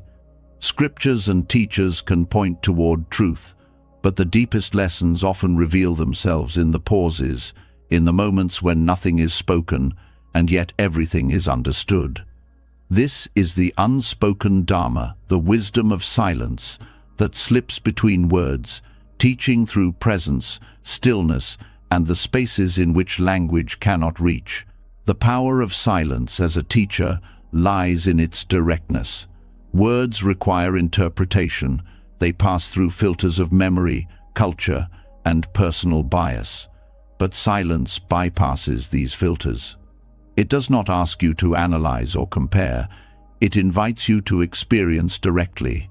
In a pause, you meet yourself without distraction. In stillness, truth emerges without adornment. Many people spend years studying texts yet never touch the heart of wisdom, while a single moment of true silence can break illusions that words could not dissolve. Pauses carry weight because they reveal what is often hidden beneath speech. Teachers in the Buddhist tradition often leave gaps between words, not because they have nothing to say, but because the silence itself is the teaching. It forces the student to sit with their own mind, to confront the discomfort of waiting, to notice what arises in the absence of instruction. In those moments, you learn patience, presence, and the art of listening without expectation. Silence also teaches humility. When you pause instead of filling space with explanations, you realize how much of speech is driven by the need to prove or control. In silence, that need fades, and you are left with the vastness of not knowing. This openness to not knowing is itself a form of wisdom. The greatest teachers remind us that truth cannot be fully captured in words, and silence is their way of pointing to what lies beyond language. The unspoken Dharma is also about presence. When a teacher sits quietly, the lesson is not in the words, but in the energy of being fully there. That presence speaks more loudly than instruction, showing that wisdom is not something to memorize, but something to embody. You begin to realize that the way someone holds silence can communicate peace, compassion, or clarity more powerfully than any sermon.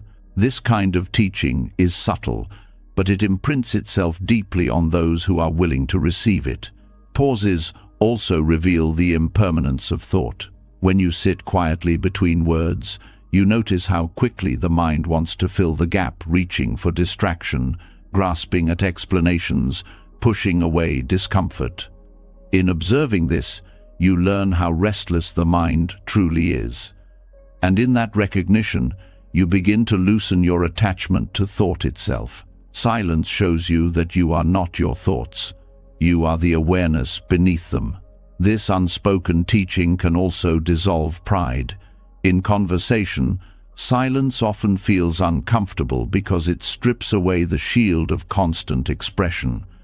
When you allow a pause without rushing to fill it, you expose the ego's hunger for attention and validation. Learning to rest in that pause without fear is a lesson in humility, teaching you that you do not need to prove your worth with endless words.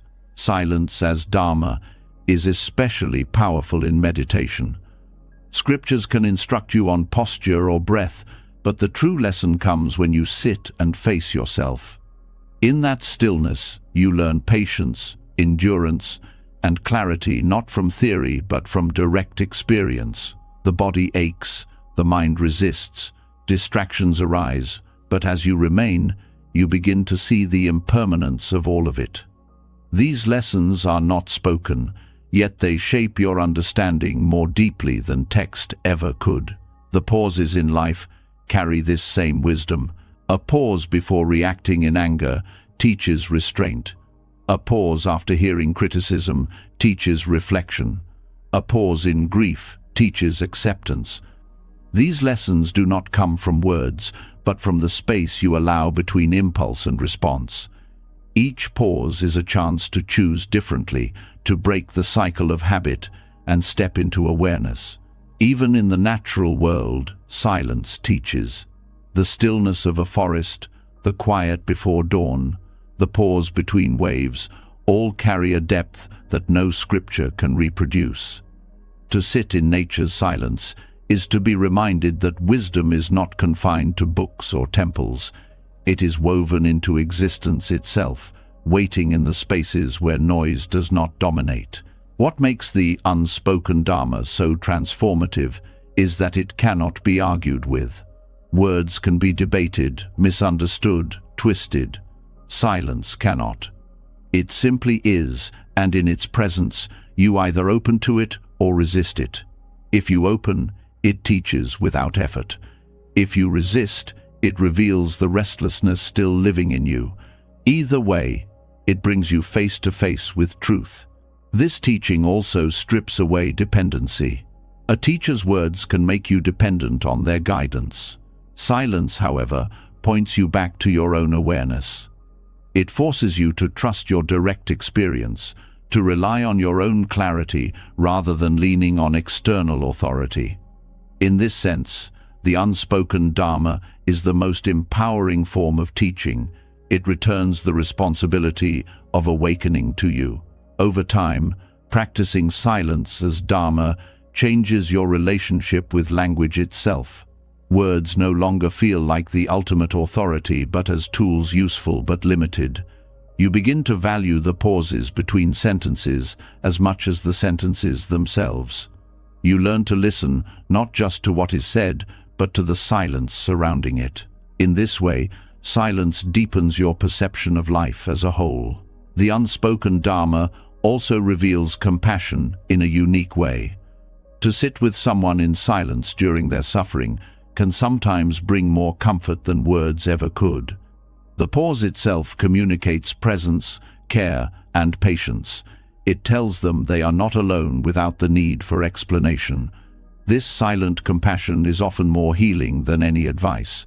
Ultimately, silence teaches that truth is not something external to be given, but something internal to be revealed.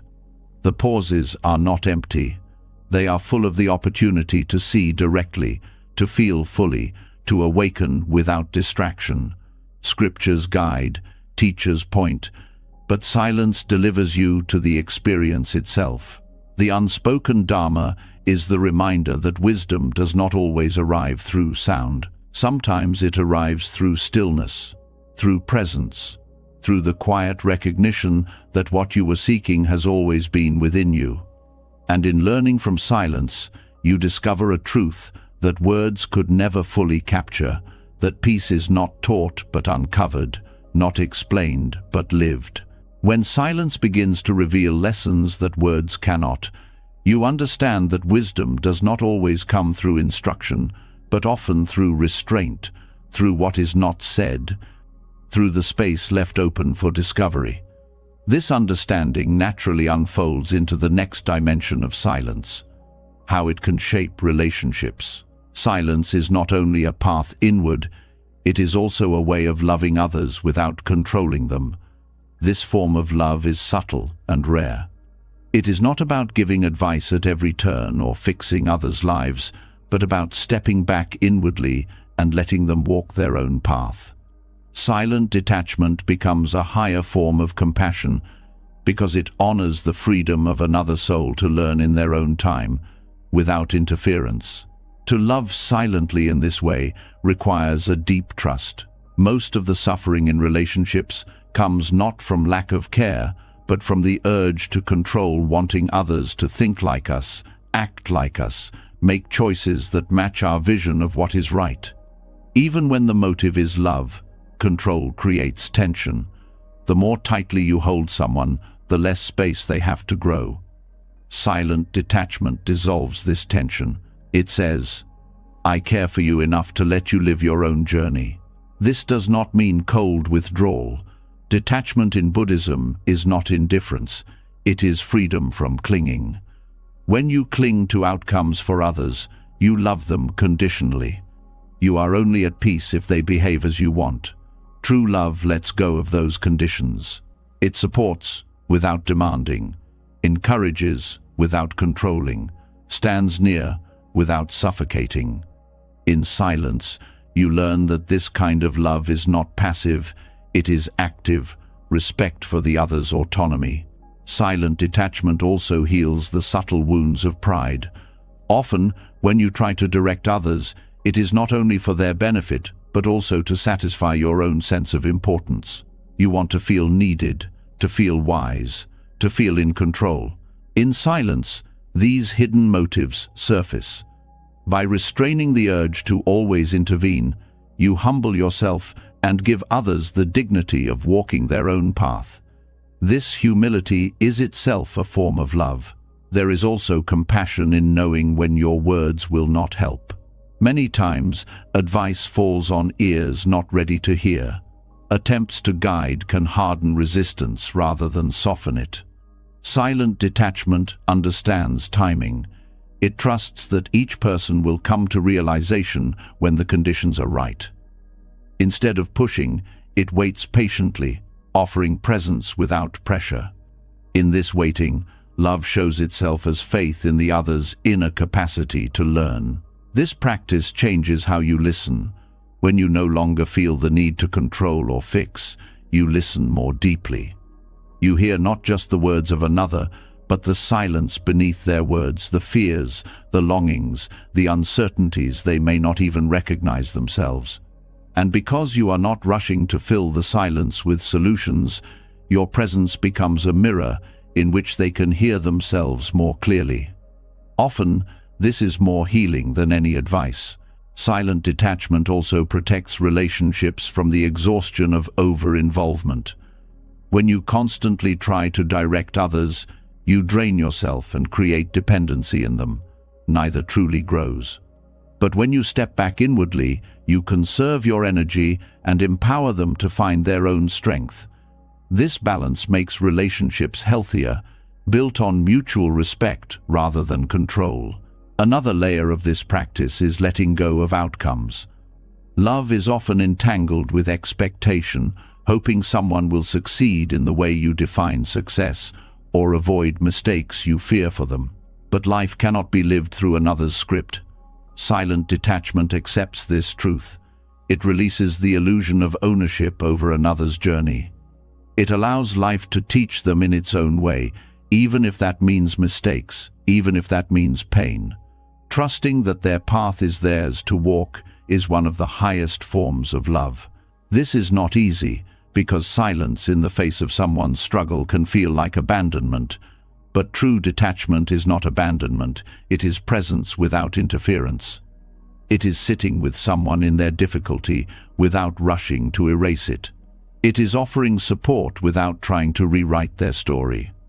This kind of love requires inner strength, because it resists the ego's desire to feel useful. But its effect is profound. It gives others the rare gift of being fully seen and accepted exactly as they are. Silent detachment also teaches patience. Growth is slow, and no amount of pushing can speed it up. Just as a flower opens in its own season, people open when the time is right. To wait without forcing, to love without clinging, to remain steady without demanding, this is patience lived as love. And silence is the soil where this patience grows. The practice also transforms how you respond to conflict. Instead of rushing to correct or argue, you pause. You allow the heat to cool, the noise to fade, the clarity to emerge naturally. Often, silence does more to resolve tension than words ever could.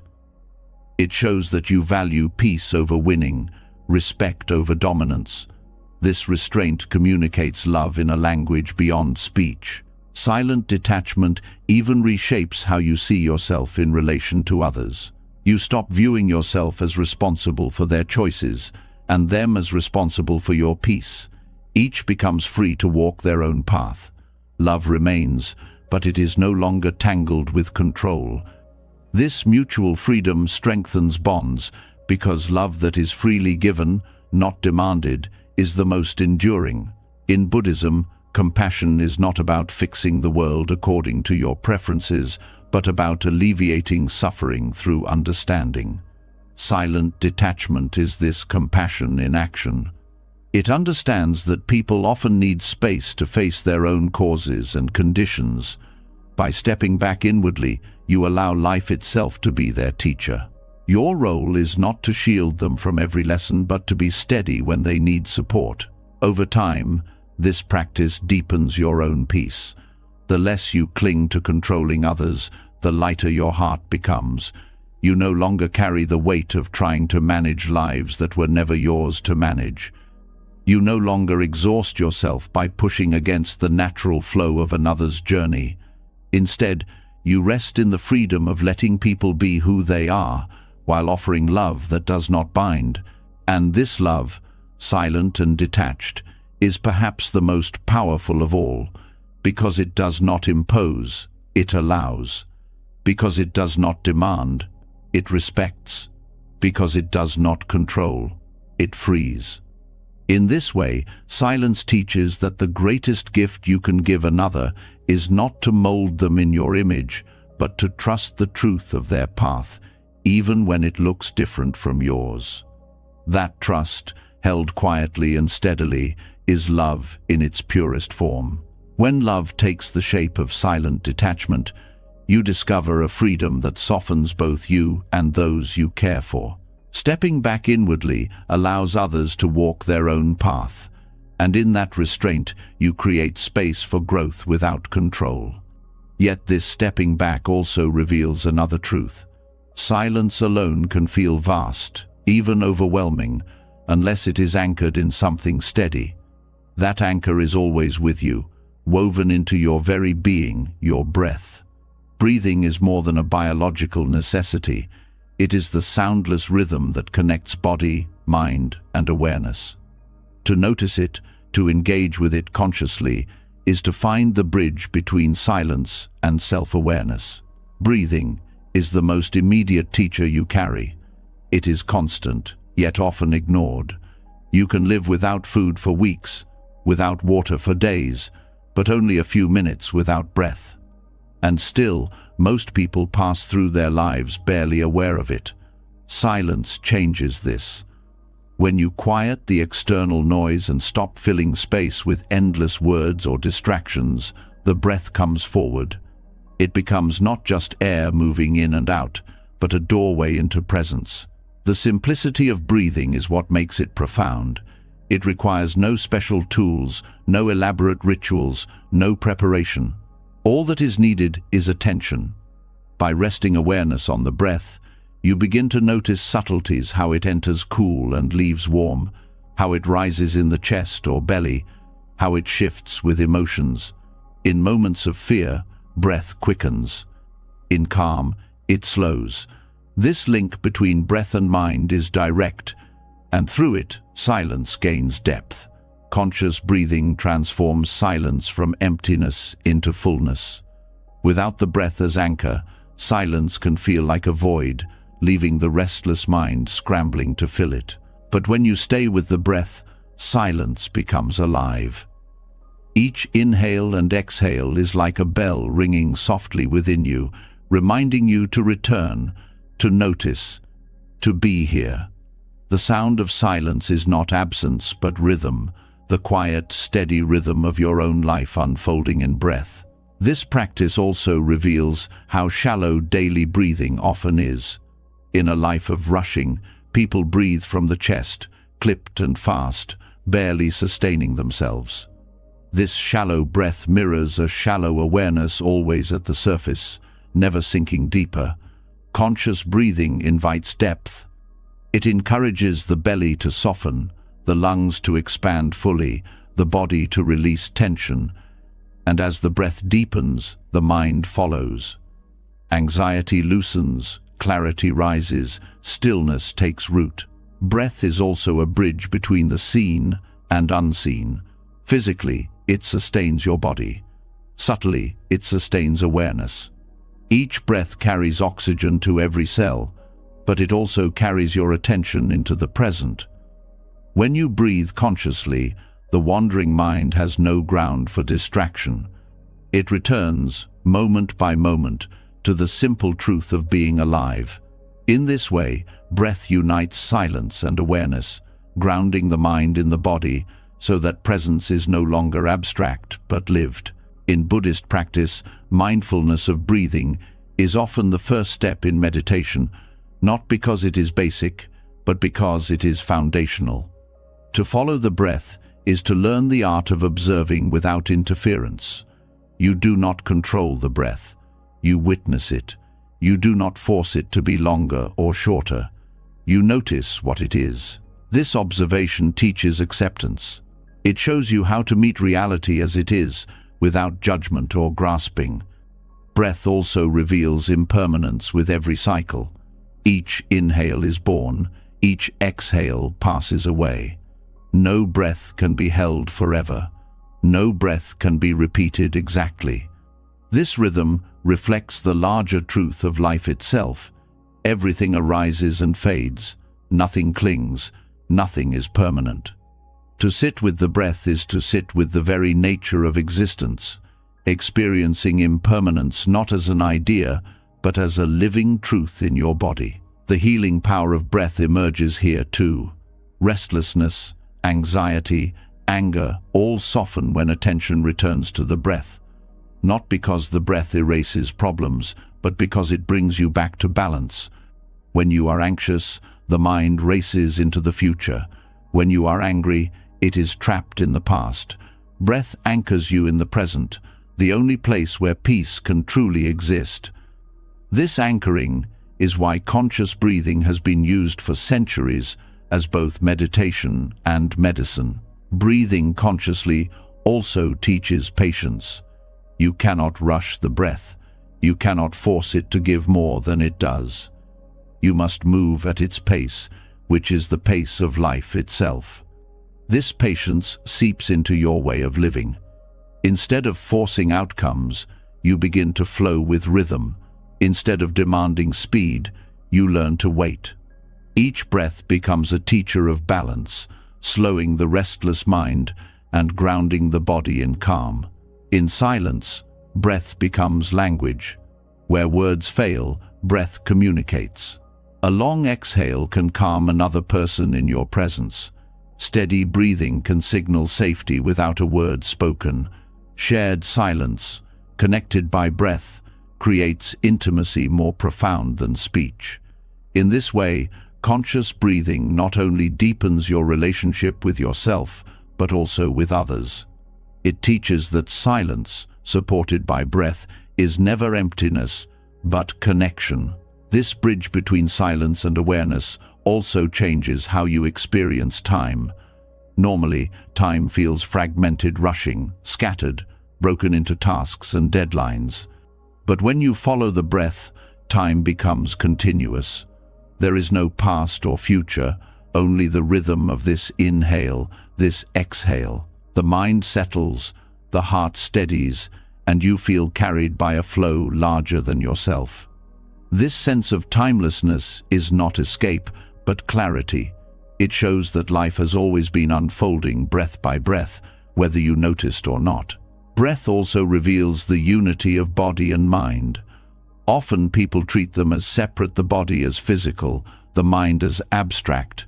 But the breath unites them. An anxious thought tightens the chest. A calm thought deepens the inhale. By working with the breath, you affect both body and mind together. Conscious breathing is holistic. It heals fragmentation by showing that you are not pieces, but a living whole. Finally, breathing as silence carries a lesson in surrender. Each exhale is a letting go. You release air you cannot keep. Trust that the next inhale will arrive. This rhythm mirrors the rhythm of life itself, holding and releasing, beginning and ending, trusting the unseen continuity. To breathe consciously is to practice letting go with every cycle. It is to rehearse surrender in the smallest way so that you can live surrender in the largest. Through all of this, breath proves itself as the quiet teacher you always carry, the link between silence and awareness, the steady rhythm that grounds your presence. To notice it is to hear the sound of silence made visible in your own body. To live it is to transform silence from emptiness into a living, breathing clarity. And in that clarity, you find the deepest awareness, not through effort or words, but through the simple act of being fully here, breath after breath. When the breath reveals itself as the bridge between silence and self-awareness, you begin to see how every inhale grounds you, and every exhale teaches release. With each cycle, you are reminded that stillness is not empty but alive, carrying you closer to clarity. And yet, once this inner rhythm becomes steady, another truth rises to the surface. Silence and self-awareness do not only calm you inwardly, they also shield you outwardly. They protect you in a world where negativity spreads easily, where criticism, anger, and distraction cling to those who are not rooted within. This is where the lesson of the lotus emerges. The lotus grows in muddy water, yet its petals remain pure, unstained by the mud that surrounds it. In the same way, when you turn inward, you find the power to rise above without making noise. to bloom untouched by the world's negativity. The strength of the lotus is not in fighting the mud, but in simply not allowing it to define its nature. Likewise, focusing inward does not mean resisting or battling every criticism, every hostile opinion, or every distraction. It means knowing that what surrounds you does not have to stain you. Silence becomes your protective layer, a boundary that negativity cannot pierce. By resting in your own stillness, you rise in dignity without having to defend or retaliate. This rising above is not about arrogance. It is not about believing you are better than others. It is about recognizing that you are not obligated to carry the weight of every judgment or conflict that comes your way. When you focus inward, you discover that your peace does not depend on the approval or disapproval of others. Just as the lotus remains untouched, no matter how dirty the water, your inner clarity remains intact when you refuse to let external noise dictate your worth. The practice of rising above through inward focus begins with awareness. Negativity often hooks you because it enters unnoticed. A harsh word triggers anger. Criticism sparks defensiveness. Gossip pulls you into reaction. But when your attention rests within, anchored by silence, you notice the moment negativity tries to touch you. Instead of reacting blindly, you pause. That pause is the difference between sinking into the mud and rising beyond it. Another key is perspective. Silence teaches you to see negativity for what it is, an expression of someone else's pain, fear, or confusion, not a reflection of your truth. When you cultivate this perspective, external attacks lose their power. You do not need to answer every provocation or prove every judgment wrong. The lotus does not argue with the mud, it simply blooms above it. Likewise, your silence becomes your statement, your calm presence, your response. Inward focus also prevents you from being consumed by comparison. Much of external negativity comes not only from others, but from your own mind, measuring yourself against standards, chasing approval, fearing failure. By focusing inward, you recognize these comparisons as noise. Silence reveals that your worth is not defined by how you measure against others, but by the clarity and integrity you cultivate within yourself. Rising above negativity also requires consistency. Just as the lotus continues to grow day after day despite the water around it, you must return to your inward practice regularly. Silence is not a one-time retreat, but a discipline that protects you from being swept into the chaos of the world. Each time you return to your inner stillness, you strengthen the roots that allow you to rise higher. This way of living also transforms how you engage with the world. Instead of reacting with anger when faced with hostility, you respond with calm, or at times with nothing at all. This does not mean you accept injustice, but that you choose your battles wisely. You no longer waste energy on every insult or distraction. You conserve your strength for what truly matters. In this sense, silence is not avoidance but wisdom, a way of directing your energy where it can bring real growth. The lotus also teaches resilience. It does not demand perfect conditions to bloom. It rises from the very mud that could have drowned it, turning what seems impure into the foundation for beauty. In your own life, focusing inward allows you to do the same. Criticism, failure, hardship all become soil from which strength grows, as long as you do not let them define you. Silence transforms adversity into nourishment, patience into resilience, stillness into strength. In this practice, there is also freedom. When you no longer need to react to every negative force, you reclaim your power. External noise no longer pulls you into endless cycles of defense and explanation. You are free to walk your path, guided not by approval or fear of rejection, but by the clarity within. This freedom feels like lightness, a release from burdens you once thought you had to carry. Rising above without noise also deepens your compassion. When you are no longer consumed by defending yourself, you have the space to see others more clearly. You begin to understand that those who spread negativity are often drowning in their own mud, trapped in pain they do not know how to release. Your silence becomes a form of compassion, refusing to add more anger to what is already heavy. Instead of contributing to their suffering, you choose not to feed it. This is not weakness, but strength. The world often mistakes silence for submission, but true silence is powerful. It is the refusal to be shaken, the ability to remain steady when others try to provoke chaos. This strength is quiet but undeniable. Like the lotus blooming in stillness, your calm presence becomes impossible to ignore, shining brighter than any argument ever could. Over time, living this way transforms how you see yourself. You stop identifying with every external label, every judgment thrown your way. You realize that your worth does not rise and fall with the world's noise. It comes from the stillness you have cultivated, the clarity you carry inside. This realization is liberation, the freedom to live untouched by negativity, blooming in peace no matter the conditions around you. In the end, the lotus effect is not about escaping the world, but about showing that purity, clarity, and dignity are possible within it. Just as the lotus grows not despite the mud, but because of it, you can rise not despite challenges, but through them. Silence and inward focus become your shield, your nourishment, your strength. And when you live this way, you discover that you do not need to fight noise with more noise. You bloom quietly, untouched, and in that quiet blooming, you reveal the power of rising above. When you rise above negativity with the quiet strength of the lotus, you begin to see that not every storm requires your participation. You do not need to defend yourself against every criticism or wrestle with every judgment.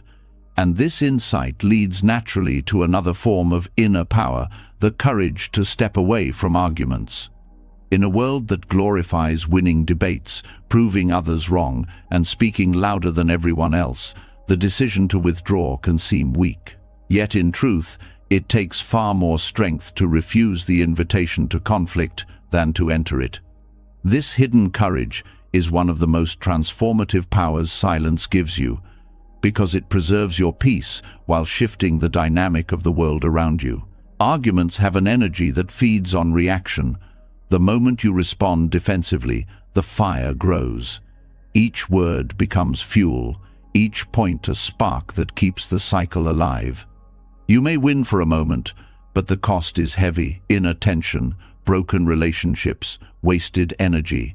What most people call victory in argument is often nothing more than the satisfaction of ego. Silence offers a different kind of victory, one that does not wound you or others. By withdrawing, you deny the argument its fuel.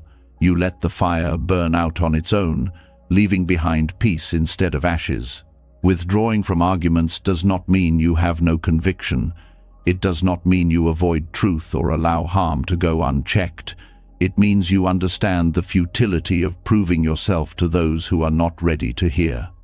It means you recognize that wisdom does not require defense. Just as the lotus blooms without noise, truth shines without constant argument. When you know your center, you no longer need the world's agreement to validate it. This courage begins with self-awareness. Most arguments do not arise from genuine curiosity, but from ego clashing with ego. The need to be right, to be seen as superior, to protect identity, these drive conflict more than truth does. By stepping inward, you begin to notice this impulse in yourself. You see the urge to reply, the rise of defensiveness, the craving to have the last word. And in seeing it, you create the space to choose differently. That pause is the birthplace of courage. The power of silence in arguments lies in its disarming effect. When someone expects resistance, and you do not provide it, the force of their attack weakens. Your silence becomes a mirror, reflecting their energy back to them. Sometimes, this makes them realize the futility of their own anger. Sometimes, it simply ends the conflict without escalation. Either way, your silence changes the pattern, creating space where aggression cannot thrive. This practice also frees you from the endless cycle of justification. The more you argue, the more you feel compelled to defend, to explain, to prove. Each explanation ties you further into the web of conflict. But when you step back, you reclaim your time and energy. You realize you are not obligated to explain yourself to everyone. Not every misunderstanding requires correction. Not every attack requires defense. By walking away, you affirm that your peace is more valuable than your pride. There is a humility in this courage. To withdraw from arguments means letting go of the need to win, the need to appear superior. It is admitting that victory is not always external but internal. The world may see silence as surrender, but within you, it feels like liberation. You are no longer bound to the exhausting game of one-upmanship. You rest in the deeper, knowing that peace is worth more than applause. This hidden courage is transformative because it changes relationships. Arguments often leave scars even when resolved. Harsh words linger, trust weakens, bonds fray. By refusing to engage, you preserve relationships that might otherwise fracture. Silence communicates that you value peace more than being right, respect more than dominance. This builds trust over time, even if it is not recognized immediately. It also strengthens resilience.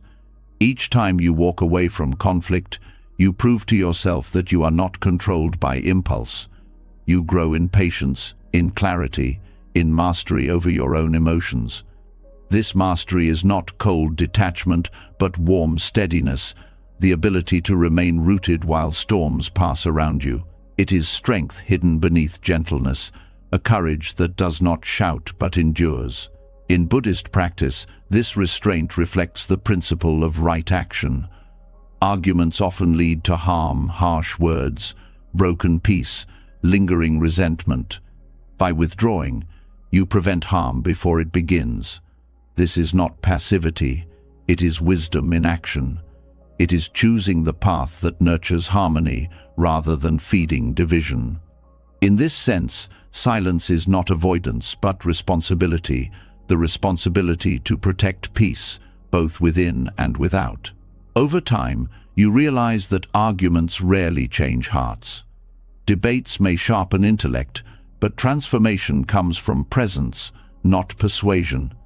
People are moved more by the calm strength of your silence than by the sharpness of your rebuttals. By refusing to argue, you plant a seed in others, an unspoken invitation to question why you do not need to fight. That seed can grow long after the moment has passed. This hidden courage also deepens self-trust. When you stop chasing validation through arguments, you rely on your own clarity instead of others' approval. You begin to trust your inner knowing more than external agreement. This trust makes you less vulnerable to manipulation, less shaken by criticism, less desperate to prove yourself. Silence strengthens the foundation of your being in a way arguments never could. Withdrawing from arguments also shifts the energy of the world around you. In a culture fueled by debate, outrage, and constant opposition, silence is radical. It breaks the cycle of hostility. It refuses to contribute to the noise. In choosing not to fight, you create a small pocket of peace. And when many people make this choice, those pockets grow into something powerful, reshaping the collective energy toward calm. Ultimately, this hidden courage is about choosing the kind of life you want to live. You can spend your days defending yourself, arguing endlessly, proving points that vanish with time. Or you can spend them cultivating peace, holding dignity, and rising above without noise. Silence offers you that choice. It teaches that victory is not in defeating another, but in refusing to be dragged down into battles that cost your spirit more than they are worth. To walk away is not weakness. To stay silent is not surrender. It is the strength of one who knows that storms pass on their own, that truth does not need to shout, and that the greatest victories are often the quietest. This is the courage of silence, the power to transform both yourself and the world, not through argument, but through restraint. When you discover the hidden courage of walking away from arguments, you begin to see that silence is not weakness, but wisdom. It saves you from wasting your energy on battles that only feed the ego. It allows you to remain steady, choosing peace over pride. And yet, beneath this choice lies an even deeper truth, one that silence itself begins to reveal when you stay with it long enough. Silence does more than calm. It points to the very nature of existence. The stillness you enter in those quiet moments is not just personal relief, it is a doorway into the Buddhist teaching of emptiness, or shunyata.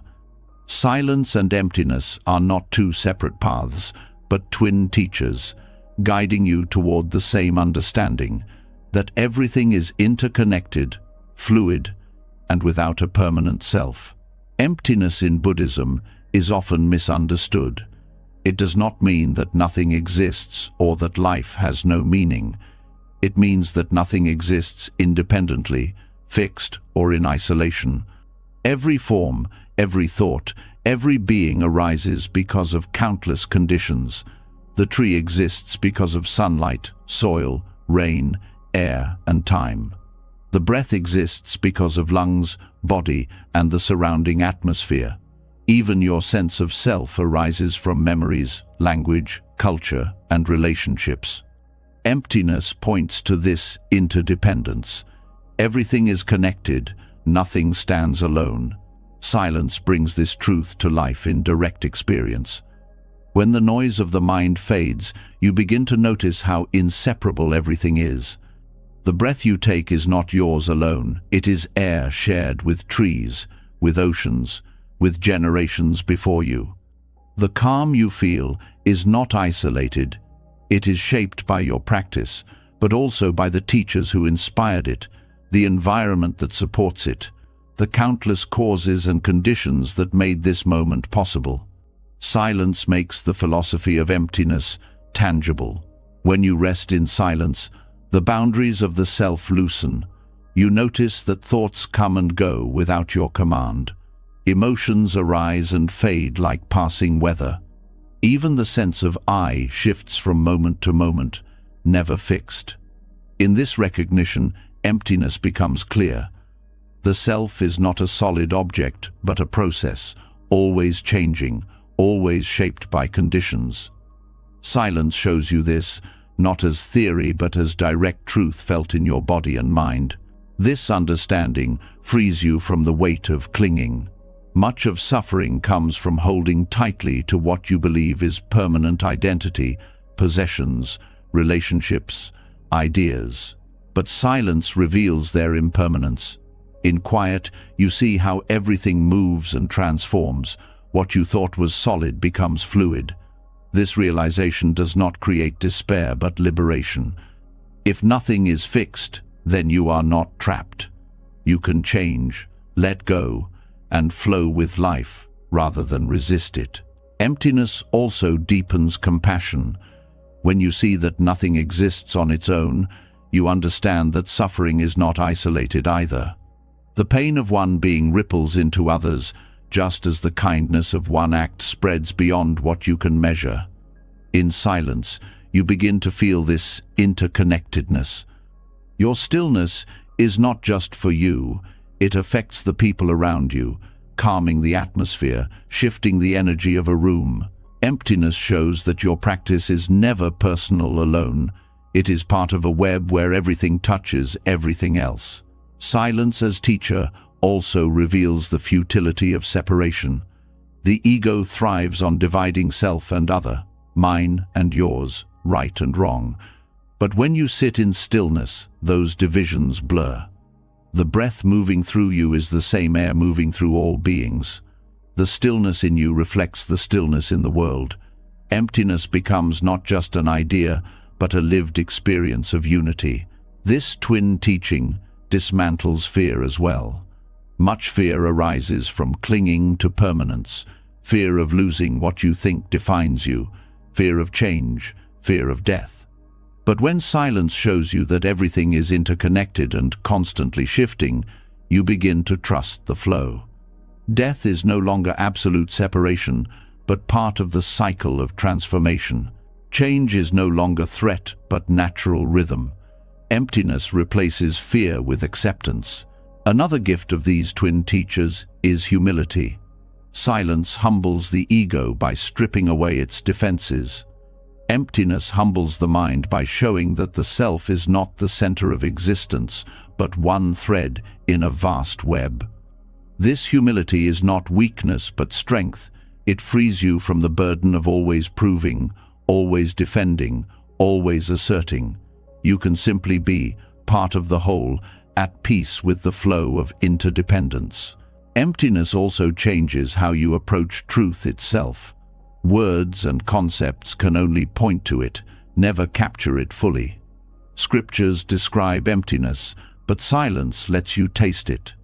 In the quiet, when thought falls away, you experience directly the spaciousness of being, the openness that cannot be confined by language. It is this direct encounter that transforms philosophy into lived wisdom. Living with the awareness of emptiness and silence reshapes every choice.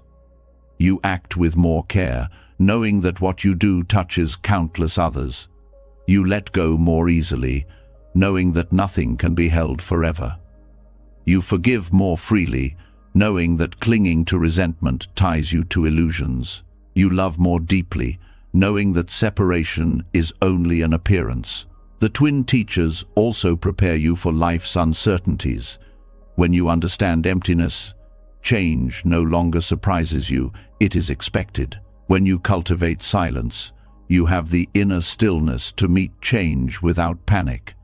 Together, they create resilience. The mind remains steady because it understands the fluid nature of reality, and the heart remains open because it feels connected to all that is. Ultimately, emptiness and silence both teach the same truth. That peace is not found in clinging, but in letting go.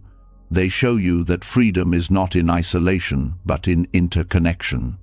They reveal that wisdom is not in endless words, but in the quiet recognition of what has always been true. These twin teachers walk side by side, one pointing with philosophy, the other pointing with direct experience, leading you into the same realization that nothing stands alone, and in this interdependence lies both freedom and compassion. When you allow silence to deepen and emptiness to guide you, you begin to live differently. You stop resisting life's flow, stop clinging to the illusion of permanence, stop seeing yourself as separate.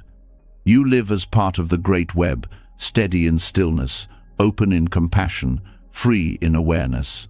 And in this way, the twin teachers do not just instruct, they transform. When silence joins with the teaching of emptiness, you begin to see the world as an unbroken web of interdependence. Nothing stands alone, nothing is fixed, and in that openness, life flows without resistance. This realization does more than reshape your thinking, it shifts the way you move through time itself. In the quiet, you notice a rhythm that is not bound to clocks or deadlines. It is not the hurried pace of ambition or the restless pull of distraction. It is the timeless rhythm of stillness, a current that has always been present beneath the surface noise. To rest in silence is to fall into step with this rhythm, to feel life's eternal flow carrying you instead of always struggling against it. Stillness does not stop time. It changes how you experience it. When the mind is restless, time feels fragmented. Hours slip away unnoticed in distraction, or they drag unbearably when caught in waiting. In silence, these distortions dissolve. Time softens into presence. Each moment feels whole, complete in itself. not a stepping stone to something else.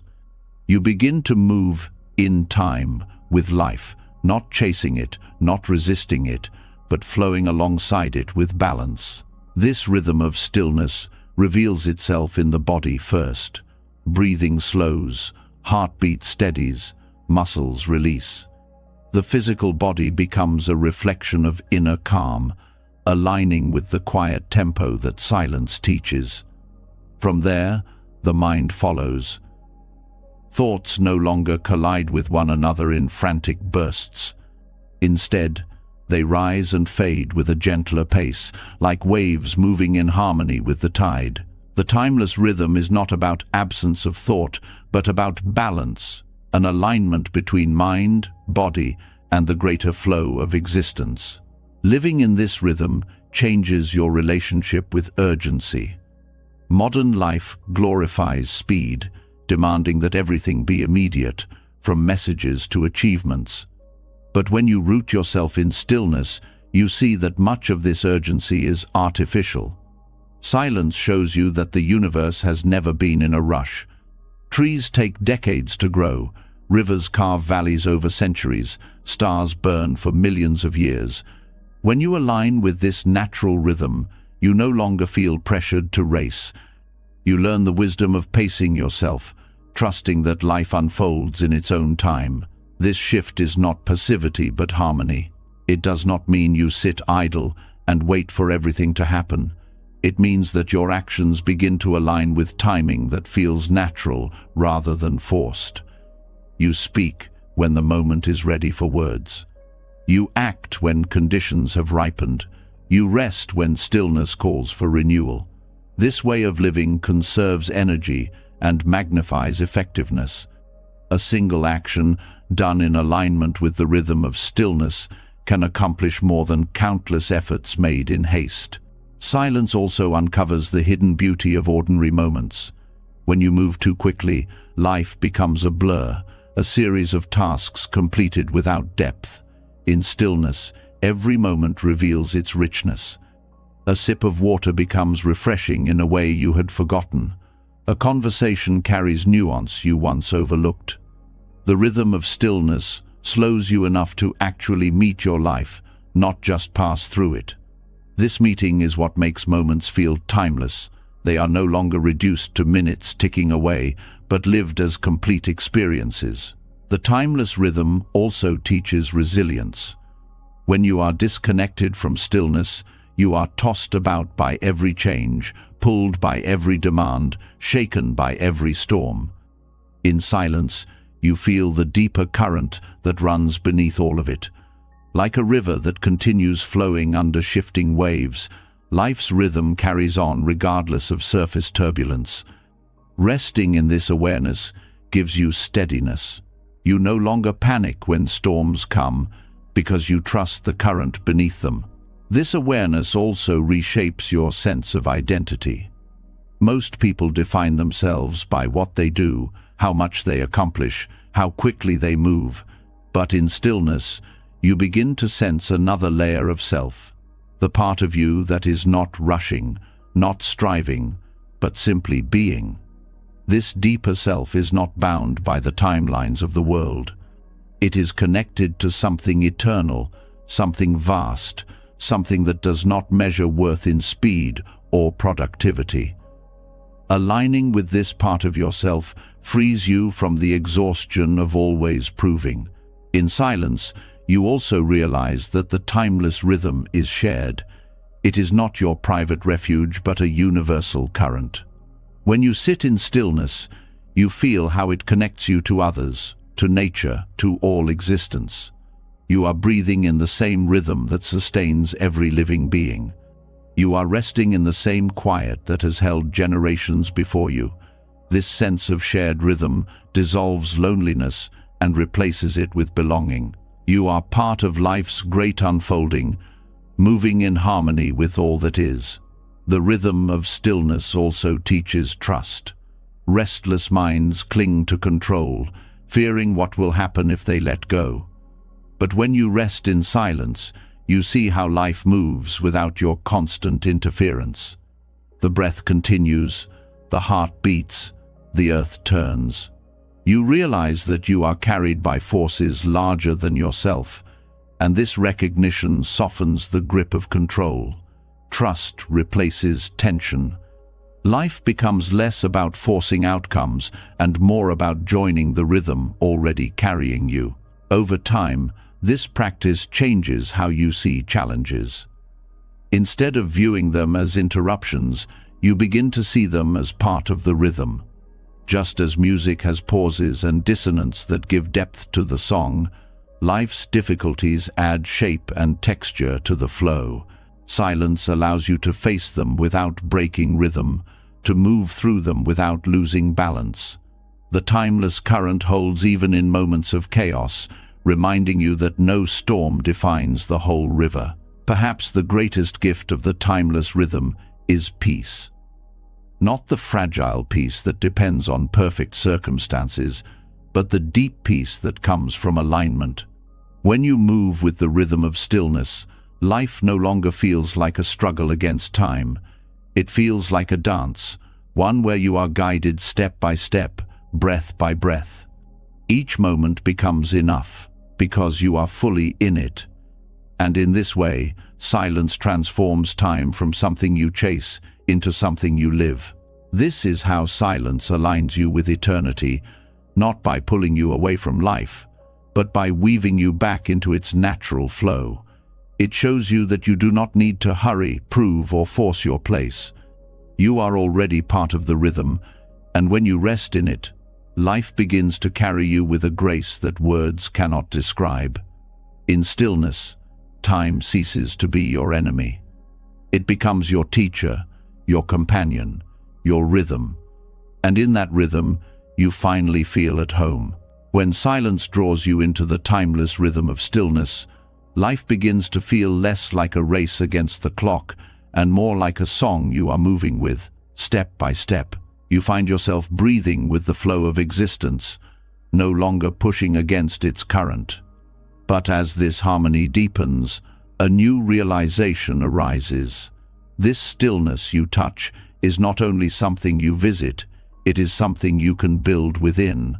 Your own being can become a sanctuary, a place as sacred as any temple or shrine. By tending inward with care and devotion, you consecrate yourself as a living space of truth and refuge. Seeing the self as a temple shifts everything. It changes the way you treat your thoughts, your body, your spirit. In most lives, people scatter themselves outward, spending their energy on endless activity while neglecting the one space that will never leave them, their inner world. Silence invites you back to this space, reminding you that the deepest sanctuary is not found in a building or ritual, but in the way you care for your own being. This inner temple is not built of stone, yet it requires structure. Just as a sacred place is maintained with order, cleanliness, and reverence, so too must your mind and heart be cared for. When you practice inward focus, you sweep away the clutter of restless thought, clear out the dust of resentment, polish the surfaces of gratitude and kindness. This is not abstract, it is the daily work of awareness. Every moment you tend to your mind instead of letting it decay in distraction, you strengthen the temple of the self. Treating yourself as a temple does not mean perfection or purity in the rigid sense. It means honoring the space within as something worthy of care. You would not desecrate a sacred hall with careless words or destructive acts. In the same way, you begin to treat your body with respect, your speech with mindfulness, and your thoughts with discipline. Each choice becomes an offering, shaping the atmosphere of your inner temple. This practice also redefines solitude. For many, being alone feels empty, even frightening. But when you cultivate yourself as a temple, solitude becomes rich. You no longer seek constant company to avoid silence, because silence itself becomes sacred. Inwardly, you feel accompanied by presence, supported by the strength of your own stillness. You realize you are never truly alone when you rest in the sanctuary of awareness. The temple of the self is also a place of refuge. Life brings storms, loss, failure, conflict, uncertainty. Most people seek comfort outside, hoping circumstances will provide safety. But external shelters are fragile. They can collapse without warning. The inner temple, however, remains. If you cultivate it, you carry within you a place that no crisis can destroy. When chaos surrounds you, you retreat inward, and there you find peace that is not dependent on conditions. In Buddhism, there is the image of taking refuge not in external idols, but in the Buddha, the Dharma, and the Sangha. To see yourself as a temple is to extend this principle inward. You take refuge in your capacity for awareness, in the truth you cultivate through silence, and in the community of qualities, compassion, patience, wisdom that live within you. These are not abstract ideals, but living elements of your temple, waiting for you to tend to them. This inner consecration also teaches reverence. Reverence for your body as the vessel through which you practice. Reverence for your mind as the tool that perceives reality. Reverence for your heart as the source of compassion. By treating these with care, you honor life itself. The self becomes not a possession to exploit, but a sacred space to respect. This reverence softens how you live. You eat not just to fill hunger, but to nourish the temple. You rest not out of laziness, but to protect the sacred vessel.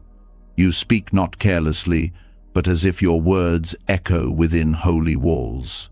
Tending your inner temple also strengthens discipline.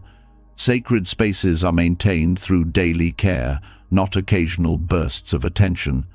In the same way, your mind requires steady practice. Meditation, mindfulness, reflection, these are the offerings that keep your temple alive. Without them, dust gathers, weeds grow, the structure weakens. With them, the temple glows with clarity and resilience. Discipline here is not punishment, but devotion, the devotion of returning again and again to keep your inner space clear. The self as a temple also reframes relationships. When you honor your inner space, you recognize that others carry their own temples within them.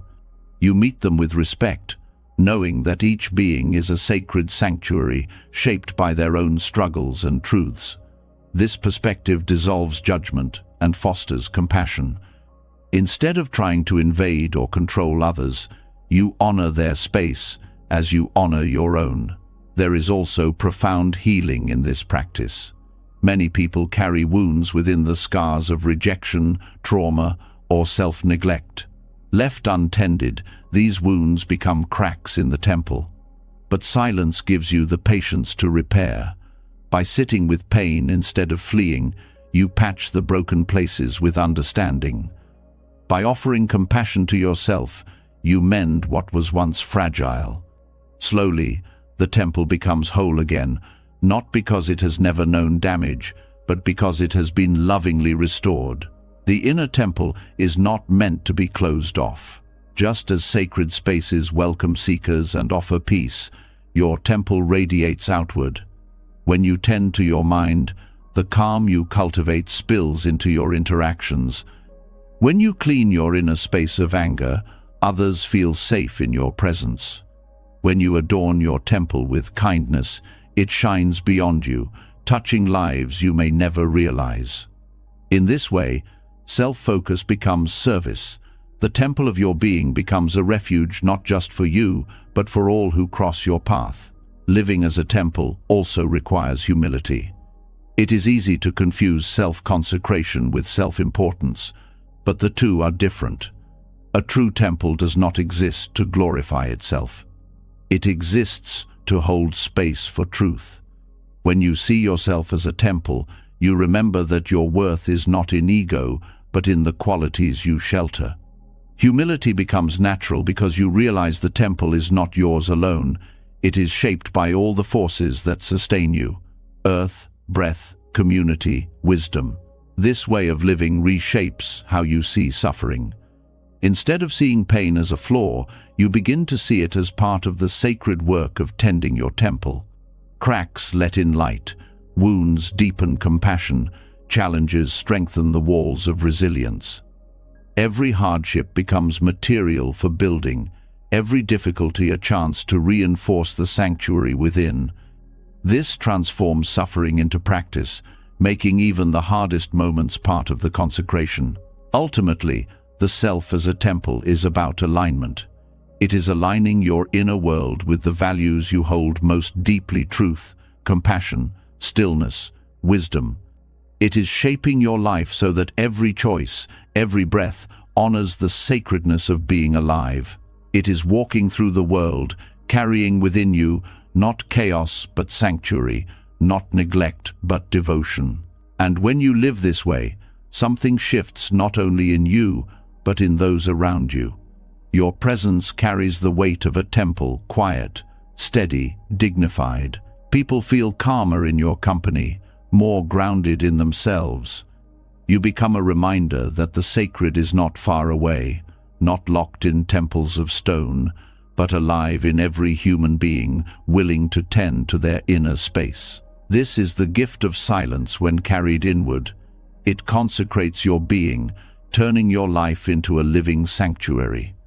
And in this sanctuary, you discover both refuge and responsibility, the refuge of peace no one can take from you, and the responsibility to honor that peace in how you live, how you speak, and how you meet the world.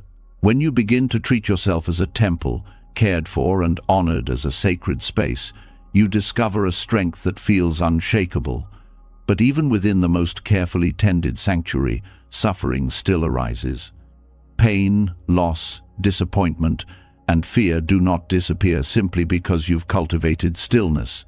They still knock at the door of your heart. Yet the temple you have built gives you a different way to meet them. Instead of collapsing under their weight or drowning in resistance, you learn to sit with suffering in silence.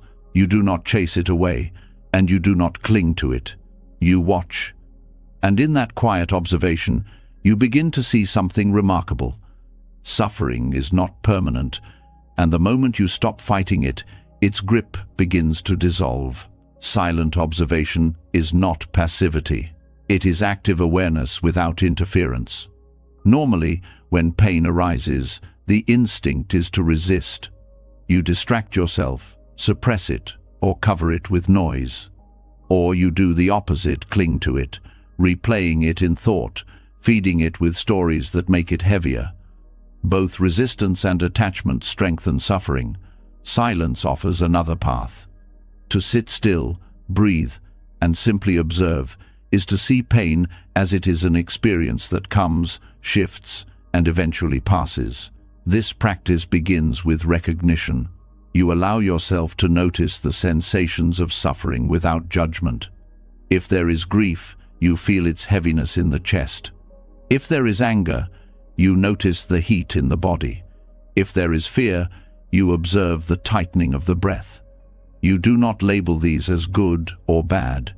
You witness them as conditions arising. This witnessing creates space. Instead of being consumed by suffering, you stand beside it, watching.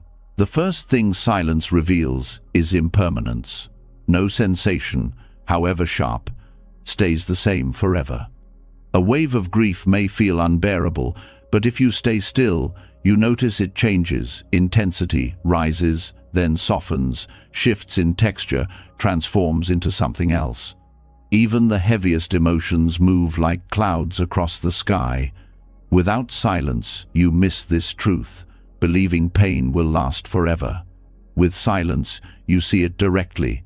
Suffering has no permanence. It ebbs and flows like everything else. Silent observation also reveals the difference between pain and the stories around pain. The raw sensation, tightness, heaviness, heat is one thing.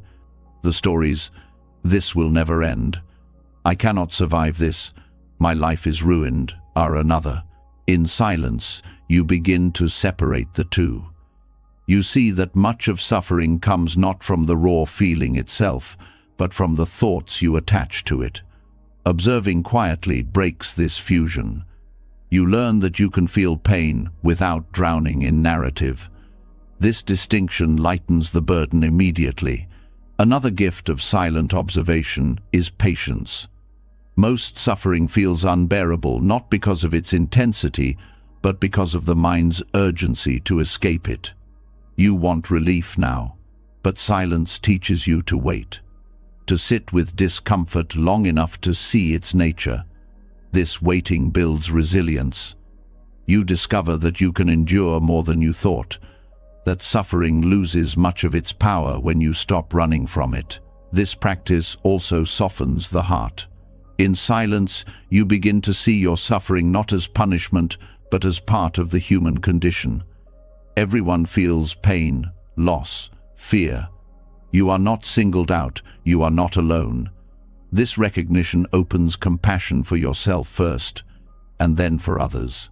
You understand suffering as a shared truth, and this dissolves the isolation that often makes pain sharper. Compassion rises naturally from silence, because when you face your own wounds honestly, you become gentler with the wounds of others. Silent observation also dismantles identity around suffering. Without awareness, you might say, "I am broken, I am angry, I am hopeless." With awareness, you begin to see anger is present, sadness is moving through, pain is here. This shift seems small but is transformative. It shows you that you are not your suffering. You are the awareness that notices it. This separation is freedom. It means that no matter how strong the storm, a deeper part of you remains untouched. This understanding brings dignity back to suffering.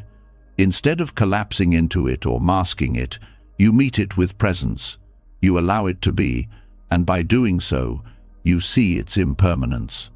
You realize suffering is not an enemy, but a teacher. It teaches patience, compassion, resilience, humility. Silence makes space for these lessons to appear, because in quiet observation, suffering loses its sharp edges and reveals its hidden truths. This practice also prevents suffering from spreading harm. When pain is unobserved, it often leaks into the world through harsh words, reactive actions, cycles of blame. But when you hold suffering in silence, you stop it at the threshold. You do not pass your wounds onto others. You contain them, soften them, transform them within. In this way, silent observation is not only healing for you, but protection for those around you. The practice is not easy. Sitting with suffering requires courage. The mind will resist, urging distraction. The body will fidget, wanting escape. Yet each time you return to silence, you grow stronger. Each time you observe instead of reacting, you deepen your freedom. Over time, suffering begins to feel less threatening. You see it as weather, not identity as passing clouds, not permanent sky. Silent observation of suffering also leads to insight. When you stop reacting automatically, you begin to notice patterns. You see how certain actions, thoughts, or attachments lead to pain. You see how clinging creates frustration, how anger masks fear, how avoidance deepens grief. These insights are not intellectual. They arise naturally when silence allows you to watch suffering with clarity. And once you see the roots, you can begin to live differently, planting seeds of peace instead of cycles of pain. Ultimately, silence reveals that suffering, like all things, is impermanent and empty of fixed self. It is not you. It is not forever. It is a wave passing through the ocean of your being. By observing quietly, you no longer drown in it. You float, you breathe, you endure, and eventually you watch it fade. This fading is not forced. It is the natural law of impermanence. Silence simply allows you to witness it, and in that witnessing, suffering loses its grip. What once felt unbearable becomes manageable. What once felt eternal is revealed as temporary. What once defined you becomes just another experience passing through awareness. This is the freedom silence offers. not the absence of suffering, but the power to see through it, to meet it with dignity, and to let it dissolve in its own time. When you learn to sit silently with suffering, to watch it rise and fall without clinging or pushing it away, something extraordinary happens. You realize that your presence alone, calm, steady, unshaken, changes not only your relationship to pain but also the energy around you. The stillness you cultivate within does not remain contained. It radiates outward in ways too subtle to measure, but powerful enough to transform. Without speaking, without forcing, without interfering, your silence recalibrates the field you live in. This is where the path deepens, shifting from what is seen and spoken to what is unseen and quietly felt. Subtle energy is rarely acknowledged in modern life, yet it is always present. Walk into a room after an argument, and you feel the tension without anyone explaining. Sit with a person at peace, and your own breathing slows. These shifts are not visible, yet they are undeniable. Buddhism teaches that everything is interconnected, and silence allows you to feel that interconnection not as an idea, but as direct experience. When you turn inward and rest in stillness, you become attuned to these currents, and your attention itself begins to reshape them. The first place this shift is felt is within relationships. Most conflicts are fueled not only by words, but by the restless energy beneath them, defensiveness, irritation, fear. When you cultivate inner silence, you no longer feed that current. You may not even speak differently, but the space you hold changes everything. A partner feels less attacked. A friend feels more heard. A colleague feels more respected. You have done nothing outwardly except remain anchored, yet the unseen shift in your energy changes the whole interaction. This does not mean you suppress emotion. It means you allow silence to process it before it spills outward. Instead of reacting from agitation, you respond from calm. Instead of transmitting fear, you offer steadiness. Over time, this becomes your natural way of being. Others sense it, and without you instructing them, they begin to settle in your presence. You recalibrate relationships not by controlling them, but by adjusting the energy you bring into them. This subtle influence also extends into work. A mind that is scattered carries chaos into every task. A mind that is silent carries clarity. Without needing to push harder, your decisions sharpen, your priorities align, your creativity flows more freely. You may notice that projects begin to unfold with greater ease, that colleagues respond with less resistance, that opportunities arise more smoothly. This is not luck, it is the unseen effect of your inner stillness aligning the energy around your actions. One of the most profound aspects of focusing on the unseen is realizing that silence speaks louder than effort. Many people believe change must come through force, through constant correction of others, through endless talking. Yet silence shows that transformation often happens in subtler ways. Your quiet patience can soften someone's anger more than your arguments. Your steady calm can hold a group together when words would only scatter it. Energy, not volume, is what shapes outcomes. Attention to inner silence also reshapes decision-making. Normally, choices are clouded by noise, fear of failure, desire for approval, pressure from expectations. But when you pause in silence, you begin to sense a deeper current guiding you. Sometimes it comes as intuition, sometimes as a quiet clarity that one path feels aligned while another feels heavy. By listening to these subtle signals, you make choices that not only serve your needs, but harmonize with the greater flow of life. This alignment often leads to better outcomes with less struggle. This practice also refines your perception. In silence, you notice what is often overlooked: the hesitation in someone's voice, the tension in a room, the shift in your own body when a thought arises. These subtle cues are invisible to the distracted mind, but clear to the silent one. And once you notice them, you can respond with wisdom. You may hold back when words would wound, or step forward when presence is needed. This attentiveness makes your actions more skillful, not because you try harder, but because you see more clearly. Focusing on the unseen also cultivates humility. It reminds you that influence does not come only from what is visible. You realize you do not always need recognition or proof that your silence is shaping things. The subtle shifts may never be noticed by others, but they ripple outward nonetheless. Humility grows because you no longer act for validation. You act because you know silence itself is enough. In relationships, this humility protects love from control. Instead of forcing others to change, you focus on maintaining your own clarity. That clarity naturally influences them without coercion. A parent who responds with calm rather than anger teaches a child patience without lecture. A leader who holds silence before deciding teaches a team the value of reflection without instruction. These are shifts in energy, not commands, yet they often transform more deeply than any direct order. This unseen work also lightens your burden. When you realize you do not need to control everything outwardly, you free yourself from endless struggle. You discover that maintaining your own stillness is enough to influence the whole. This does not mean ignoring responsibility, but it means carrying it differently with trust rather than tension. Life becomes less about forcing outcomes and more about holding the space where outcomes can align naturally. Another layer of this practice is self-healing.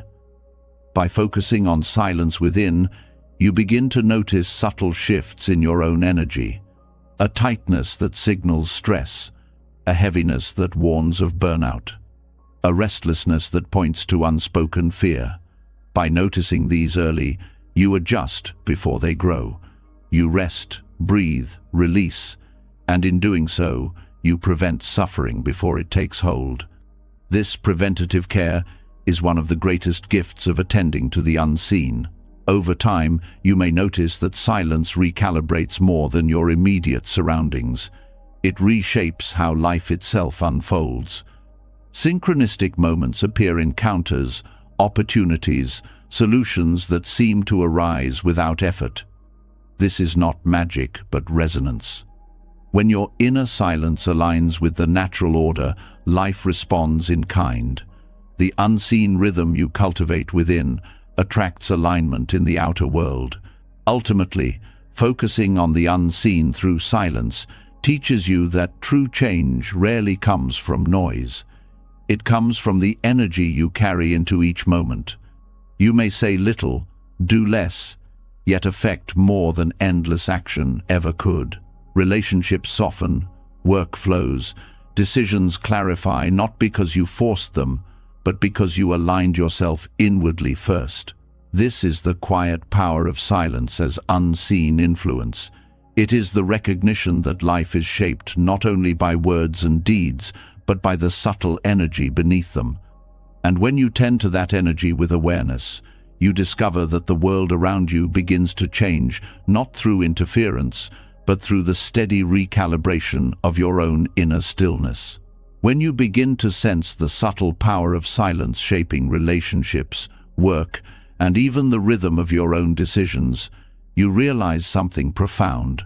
Not every truth requires words. Influence is often carried in presence, not explanation. This recognition leads to one of the most liberating practices of all the wisdom of not explaining yourself. In a world obsessed with constant justification, where people rush to defend every choice and prove every intention, silence becomes a radical act. Choosing not to explain does not mean weakness or evasion. It means conserving your energy, preserving your dignity, and trusting that truth does not need constant defense. Explanations are often less about clarity and more about fear. You explain yourself to avoid judgment, to soften criticism, to make others comfortable with your path. Yet in doing so, you give away your power. You tie your peace to whether or not others approve of your reasoning. Silence breaks this chain. When you stop justifying yourself unnecessarily, you reclaim your strength. You no longer live as a performer seeking applause. You live as someone rooted in their own clarity. Silence in the face of expectation is uncomfortable at first. People often demand explanations as a way to control, to measure, or to pull you into their narratives. To say little or nothing requires courage, but that courage creates a shift. You begin to realize that not every decision needs to be explained, not every feeling needs to be defended, not every action needs to be justified. Some truths are lived, not spoken. Some dignity is preserved precisely in restraint. This does not mean dishonesty or avoidance. It means discernment. There are times when explaining is necessary, when it prevents harm, clarifies misunderstanding, or builds trust. But much of the explaining people do daily is unnecessary, draining energy without adding value. By practicing silence in these moments, you conserve your inner resources. That conservation allows you to direct your energy where it truly matters, toward growth, compassion, and presence. Not explaining yourself also reveals the power of boundaries. It communicates without words. I do not owe you my inner world. This is not cruelty, but clarity. Your thoughts, feelings, and decisions are sacred. Sharing them is a choice, not an obligation. When you stop rushing to explain, you begin to notice who respects your silence and who resists it. This teaches you about the nature of your relationships. The ones who honor your quiet are those who honor you. Choosing not to explain also deepens your relationship with trust. You trust yourself enough to stand by your decisions without external validation. You trust others enough to allow them their own perceptions, even if they misunderstand you. You trust life enough to let it unfold without controlling how everyone sees your role in it. This trust frees you from the exhausting task of constant self-defense. The practice also strengthens presence. Explanations often pull you into the past or the future, rehashing what was done, predicting how it will be received. Silence roots you in the present. You stand here, steady, not trying to rewrite the story. This steadiness is felt by others as dignity. It is the quiet strength of someone who does not need to argue their worth, because it radiates without words. Not explaining yourself is also an act of compassion toward your own mind. Each time you defend or justify, you feed the restless cycle of thought, rehearsing reasons, anticipating reactions. Silence interrupts this cycle. It gives the mind a chance to rest. Over time, you realize how much lighter life feels when you are not constantly entangled in explanations. This lightness is freedom, the freedom of living without needing to convince. This practice also prevents entanglement in unnecessary conflict. Many arguments grow not from actions themselves, but from the justifications around them. When you choose silence instead of defense, the cycle stops. The tension dissipates because there is nothing to push against. Your quiet becomes a shield, protecting both your peace and the relationship. Perhaps the most profound gift of not explaining yourself is self-respect. Each time you choose silence over unnecessary justification,